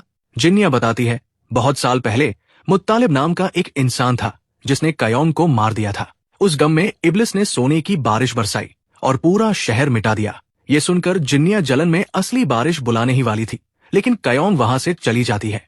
इधर आयरेम सादे से कहती है कि कोई हमें सच नहीं बता रहा, कोई बड़ा राज छुपाया जा रहा है। वो कहती है, जब वक्त आए तो हमें अपने मालिक का साथ देना होगा, चाहे कुछ भी हो। उधर यूट्यूबर फिर से गुस्से में आता है और अपनी दूसरी इच्छा का इस्तेमाल करता है। वो चाहता है कि उसकी पत्नी सब कुछ भूल जाए, जिन, इच्छाएं, सब कुछ। इब्लिस उसे ठंडे मन से पूरा करता है, लेकिन उसके चेहरे पर निराशा साफ झलकती है। इसके बाद इब्लिस दुबई पहुंचता है कयोंग से मिलने। जैसे ही वो उसे देखता है, वो बिना कुछ कहे उसे कसकर गले लगा लेता है। कयोंग मुस्कुराते हुए कहती है, शायद ये हक तुम्हें कुछ याद दिला दे। और तभी इब्लिस को एक याद लौट आती है। वो देखता है कि उसके पिछले जन्म में कयोंग कह रही थी, मुत्तालिब मेरा नया मालिक है, आज वो अपनी आखिरी इच्छा मांगने वाला है। उस इच्छा के बाद वो दोनों अरब छोड़कर गोरेओ जाने वाले थे, नई जिंदगी शुरू करने के लिए। लेकिन कुछ ऐसा हुआ जिसने इब्लिस के अंदर का तूफान फोड़ दिया और पूरा शहर राख बन गया। वो अब भी सब याद नहीं कर पाता, पर उस दर्द को भूल नहीं सकता। उस शाम दोनों साथ में डिनर पर जाते हैं, लेकिन जिन्निया जलन में अचानक एक तेज बारिश करवा देती है और उनका डेट बिगाड़ देती है। दोनों हंसते हुए किसी शेल्टर में छिपते हैं। इब्लिस उसे सूखे कपड़े देता है और हैरान रह जाता है। कयोंग बिल्कुल अपने पिछले जन्म वाली शक्ल में लग रही थी। दोनों डिनर करते हैं, डांस करते हैं और कयोंग आखिरकार कबूल करती है, मैं तुमसे उसी रात प्यार करने लगी थी जिस रात तुम मेरे होटल रूम में लौटे थे। वही गांव में दादी की दोस्त को शक होता है कि कुछ तो अजीब है। वो देखती है कि दादी वही खाना बना रही है जो वो पहले बनाया करती थी और उनके हाथ पर वही तिल भी है। सच का एहसास होते ही वो डर कर भाग जाती है। उसे लगता है कि ये कोई काला जादू है। दादी उसके पीछे भागती है, कहती है कृपया किसी को मत बताना। उसी वक्त खालिद के लोग जो दादी के घर पर नजर रखे हुए थे सारी सच्चाई जान लेते हैं और प्लान बनाते हैं कि दादी को अगवा कर लिया जाए ताकि कयोंग मजबूर होकर अपनी आखिरी इच्छा इस्तेमाल करे। और ठीक उसी पल इब्लिस को एक और विजन आता है। वो देखता है कि उसके सामने खुद खालिद खड़ा है और दूसरी तरफ बैठा है 1000 साल पुराना उसका ही रूप, उसी अग्नि जैसी आंखों के साथ। इब्लिस को अब तक लैंप में कैद नहीं किया गया था। कायों की मौत को 20 साल बीत चुके थे और इब्लिस अब अरब में आजादी से रह रहा था। उसे इस बात का सुकून था कि उसे अपने किए की कोई सजा नहीं मिली। वो मान चुका था कि 8 साल की उम्र में कयोंग ने जो मरते वक्त श्राप दिया था वो बस एक झूठ था। एक दिन जब वो बाजार की गलियों में घूम रहा था, अचानक उसे एक जानी पहचानी खुशबू महसूस हुई, कयोंग की। हैरान होकर वो उस खुशबू के पीछे जाता है और देखता है कयोंग जिंदा है। अब वो बड़ी हो चुकी है, लेकिन उसके चेहरे पर जंगली कुत्तों के काटने के निशान हैं। इब्लिस हैरान होकर पूछता है कि वो कैसे बची, मगर कयोंग को अपने अतीत की कोई याद नहीं होती। वो अब एक गरीब जिंदगी जी रही थी, खजूर बेचकर गुजारा करती थी। दया से भरकर इब्लिस उसे कुछ सोने के सिक्के देता है खजूर के बदले में। कयोंग शुक्रिया कहकर सिक्के रख लेती है। उसे ये नहीं पता होता कि सामने वाला कौन है। उस पल के बाद इब्लिस छिपकर उसकी देखभाल करने लगता है। कयोंग की जिंदगी मुश्किलों से भरी थी, फिर भी वो नेक दिल थी। वो हमेशा दूसरों की मदद करती, बिना किसी लालच के। उसकी मासूमियत देखकर इब्लिस पहली बार उसके सामने आता है। वो बताता है कि वो एक जिन्न है जिसे और कोई नहीं देख सकता, सिर्फ वो। कयोंग मुस्कुराती है और कहती है शायद तुम खास हो, इसलिए सिर्फ मैं ही तुम्हें देख सकती हूँ। अगले दिन कयोंग ऊंट खरीदने जाती है ताकि अपने वतन गोरियो लौट सके, लेकिन ऊंट बेचने वाला उसे धोखा देता है, उसका सोना लूट लेता है और उसे बेरमी से पीटता है। ये देखकर इब्लिस का गुस्सा फूट पड़ता है। वो उस आदमी के सीने में हाथ डालता है और उसका दिल निकालकर बाहर फेंक देता है ताकि सोने के सिक्के वापस मिल सके। बाजार में लोग डरकर चिल्लाने लगते हैं, सब उसे शैतान कहने लगते हैं। कयोंग भी डरी हुई वहां से भाग जाती है। कुछ समय बाद इब्लिस फिर उससे मिलने आता है। वो माफी मांगता है और कहता है कि वो खुद उसे गोरियों तक छोड़ आएगा। थोड़ी झिझक के बाद कयोंग राजी हो जाती है। इब्लिस पूछता है क्या तुम्हें उन लोगों से नफरत नहीं जिन्होंने तुम्हें दर्द दिया? कयोंग धीरे से मुस्कुराती है और कहती है जब मैं अपने जख्म देखती हूँ तो बस शुक्रगुजार होती हूँ कि जिंदा हूँ। शायद खुदा ने मुझे किसी मकसद से बचाया है, बस यही काफी है। उसकी ये बातें सुनकर इब्लिस के दिल में पहली बार गिल्ट जागता है। उसे एहसास होता है कि वही उसकी तकलीफ की असली वजह था। कुछ दिन बाद कयोंग खालिद के पास दवा लेकर जाती है और उसी पल पहली बार खालिद इब्लिस को देख पाता है। वो उससे सौदा करने की कोशिश करता है, कहता है कि अगर वो उसे जिन्न बांधने वाली डोरी दे दे तो वो उसे ठीक कर देगा, लेकिन इब्लिस मना कर देता है। वो कहता है तुम्हारा आधा इंसानी रूप ही तुम्हारी सजा है। रात में इब्लिस देखता है कि कयोंग मोमबत्ती की रोशनी में कपड़ा सी रही है, वो ड्रेस जो वो गोरियों पहुंचकर पहनना चाहती है। इब्लिस उसे अपने लैंप के अंदर ले जाता है। अंदर की दीवारें रोशनी से चमक रही होती है। वो पूछता है तुम्हें गोरियों वापस क्यों जाना है? कयोंग मुस्कुराकर बताती है वहां चेरी ब्लॉसम्स है, मेरी सबसे पसंदीदा जगह। मैं उन्हें फिर से देखना चाहती हूँ। और यही वजह थी कि आज भी वर्तमान में इब्लिस को चेरी ब्लॉसम से इतना प्यार है। वो उसे आसमान के सितारे दिखाता है और कयोंग की एक ही ख्वाहिश होती है, घर जाना। अब तक इब्लिस पूरी तरह उससे मोहब्बत करने लगा था। वो मिस्टर रियो का पंख भी तोड़ देता है क्योंकि अब वो अपनी ड्यूटी पूरी करने के बजाय सारा वक्त लैंप के अंदर कयोंग के बारे में लिखने में बिताने लगा था। आखिरकार इब्लिस तय करता है कि वो कयोंग को लेकर गोरियो जाएगा, लेकिन जाने से पहले कोई उसका लैंप ढूंढ लेता है और उसका नया मालिक बन जाता है। इब्लिस जब देखता है कि वो कौन है तो दंग रह जाता है। वो मुत्तालिब था, वही आदमी जिसने 20 साल पहले कयोम और बाकी बच्चों की तस्करी की थी।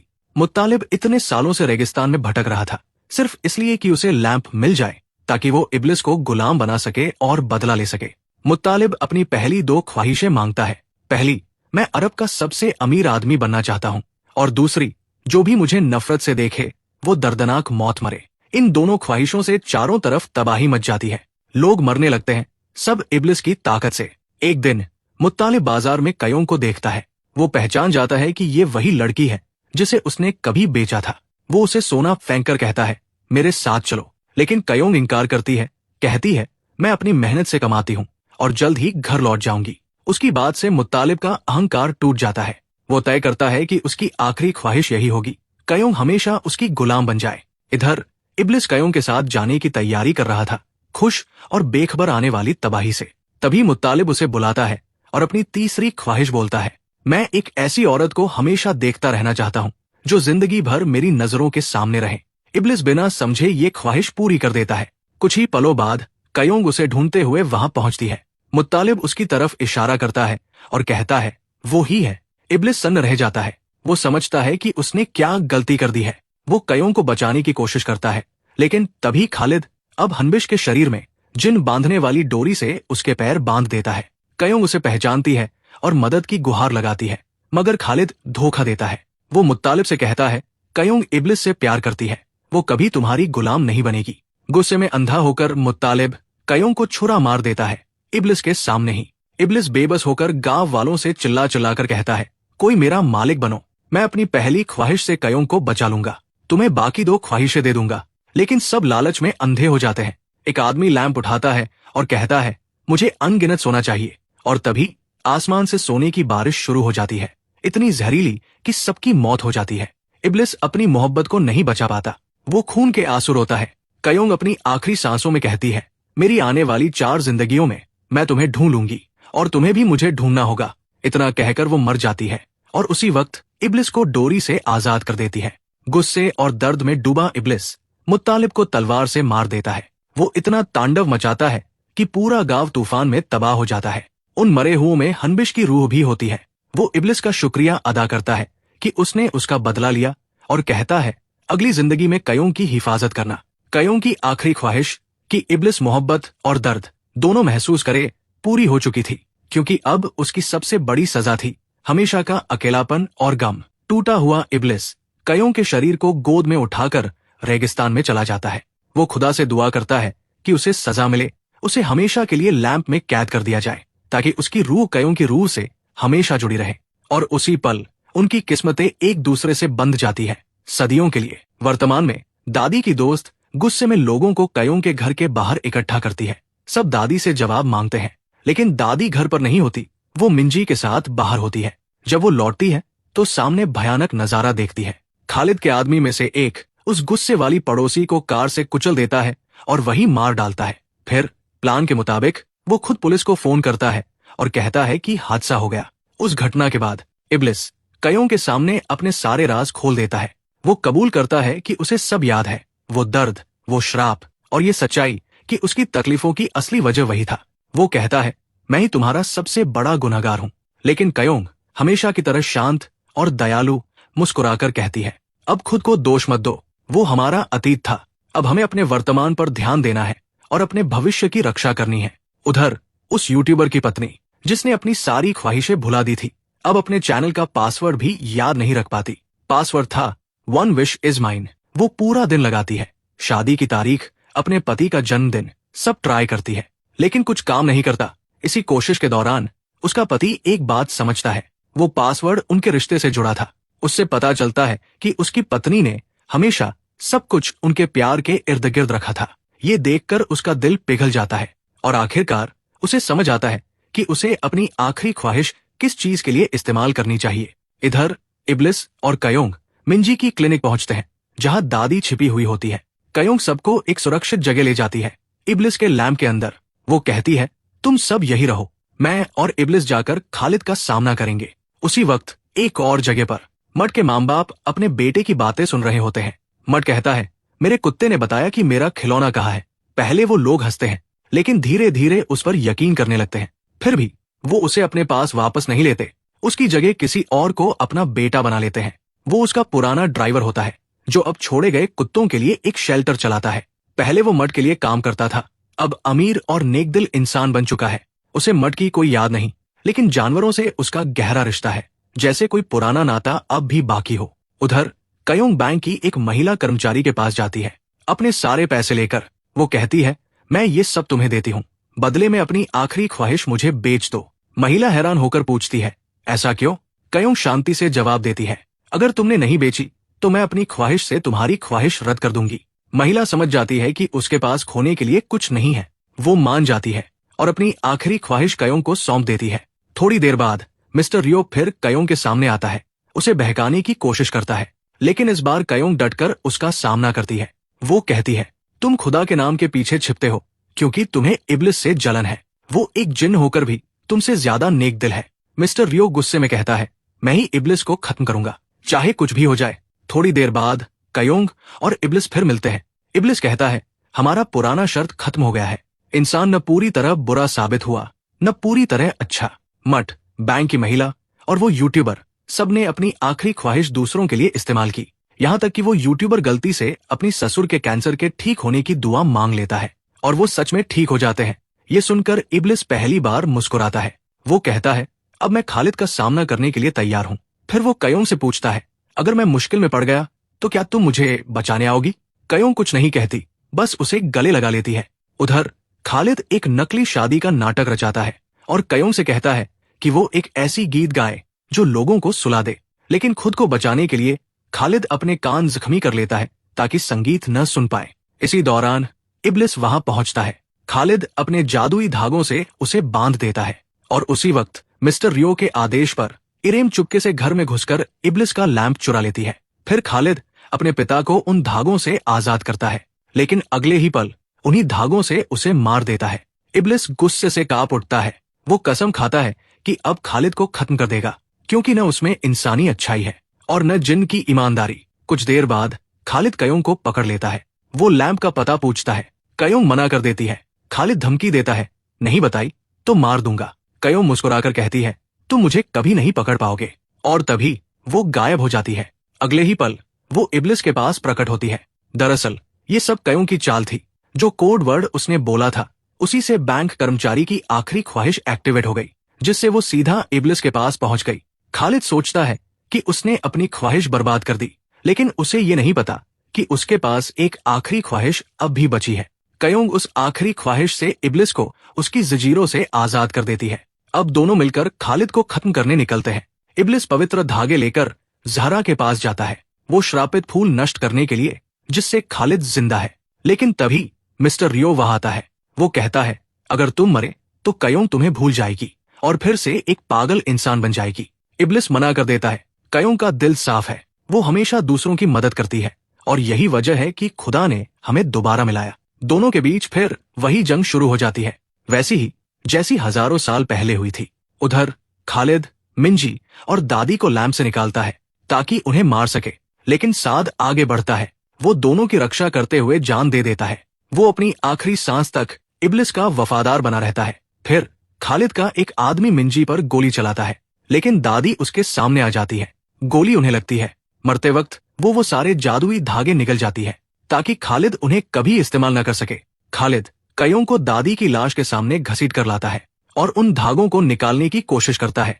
उसी वक्त चीफ पार्क पुलिस के साथ वहां पहुंचता है। कयोंग ने पहले ही उसे चेतावनी दी थी, जब गांव के सारे पक्षी मर जाए, समझ लेना कुछ भयानक होने वाला है। वापस रेगिस्तान में इब्लिस मिस्टर रियो के पंख काट देता है, लेकिन उसे जिंदा छोड़ देता है। वो कहता है, मुझे अब भी तुम्हारी जरूरत है ताकि सब कुछ सही तरीके से खत्म हो। मिस्टर रियो आखिरकार अपनी नफरत छोड़ देता है। खालिद आखिरी बार कोशिश करता है।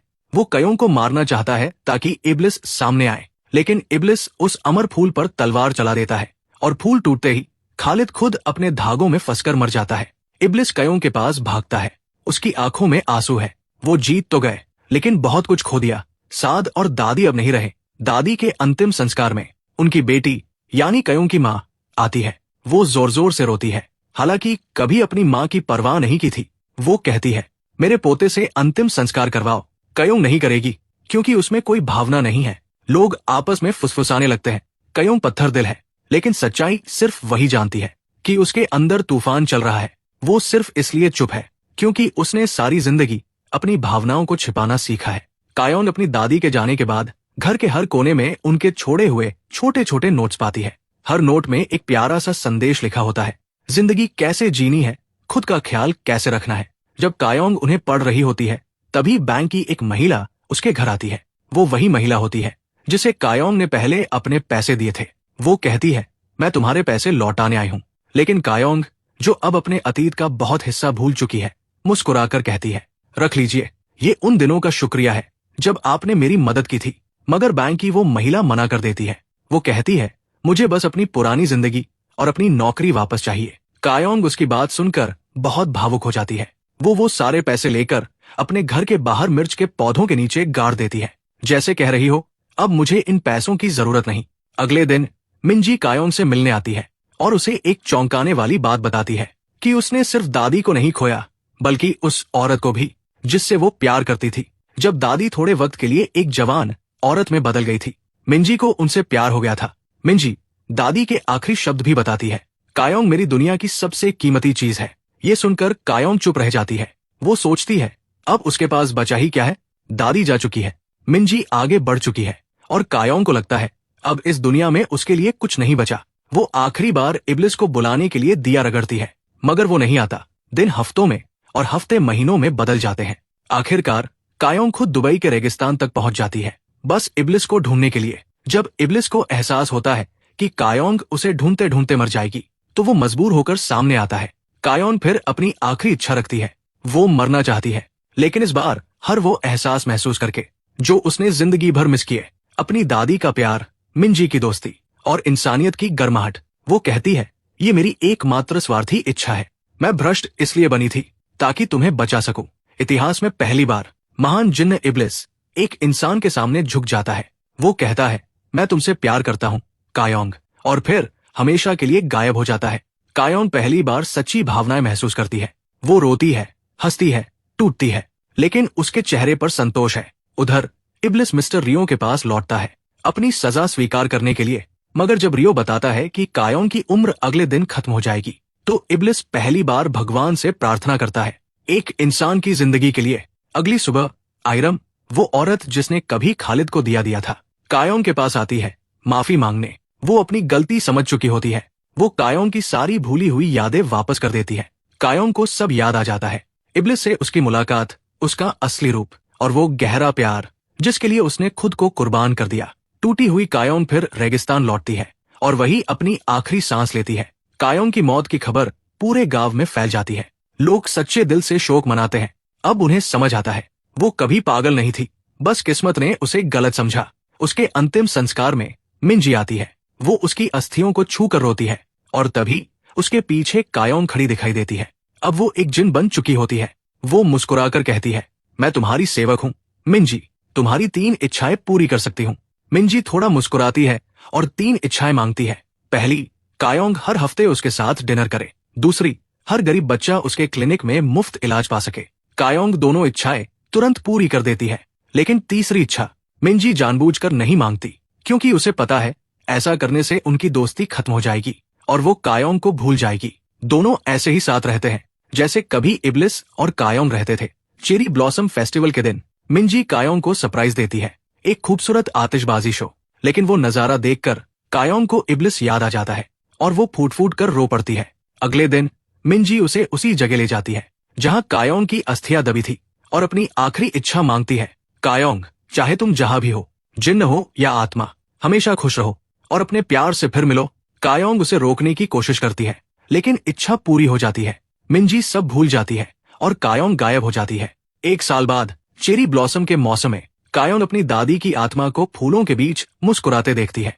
उसी वक्त टीवी पर एक खबर चलती है, 1000 साल पुरानी खूबसूरत औरत की तस्वीर मिली है और वो औरत कोई और नहीं, कायोंग है। कायोंग मुस्कुराती है, फूलों के बीच बैठी सोचती है, काश इब्लिस लौट आए। और तभी इब्लिस उसके सामने आ जाता है और उसे चूम लेता है। कायोंग की आंखों से आंसू बहते हैं। वो पूछती है, तुम लौटे कैसे? क्या ये मिंजी की इच्छा थी? इब्लिस हंसकर कहता है, मुझे भी नहीं पता, लेकिन सच्चाई ये होती है, दादी ने स्वर्ग जाने से इनकार कर दिया था जब तक भगवान कायोंग को खुश न कर दे, और उसी वजह से इब्लिस का दिया फिर से कोरिया भेजा गया। कायोंग मुस्कुराकर कहती है, अब तो मैं खुद मशहूर जिन बन गई हूँ। वो मजाक में इब्लिस को डराती है और दोनों हंसते हुए अपने घर यानी दिए में लौट जाते हैं। वो पुराने पैसे निकालती है और कहती है, ये लो, अपने बाल कटवा लो। इब्लिस हंसते हुए कहता है, नहीं, मुझे लंबे बाल चाहिए। सादे को वापस लाने के लिए दोनों अब पति पत्नी की तरह दिए के अंदर साथ रहते हैं। जब सादे जिंदा होता है, वो सबसे पहले भागकर मिस्टर रियो को काट लेता है, क्योंकि उसी ने उसे आयरम से अलग किया था। बाद में इब्लिस मिस्टर रियो से मिलने जाता है, जहां रियो बताता है, तुम्हें वापस लाने वाली तुम्हारी दादी की दुआएं थी। कहानी के आखिरी पल में इब्लिस और कायोंग दुबई के रेगिस्तान में नाच रहे होते हैं। ऊपर से दादी मुस्कुराती हुई उन्हें आशीर्वाद देती है कि वो हमेशा खुश रहें। और इसी के साथ ये जादुई भावनात्मक कहानी एक खूबसूरत अंत तक पहुंचती है। अगर आपको ये कहानी पसंद आई हो तो चैनल को सब्सक्राइब करना न भूलिए। धन्यवाद।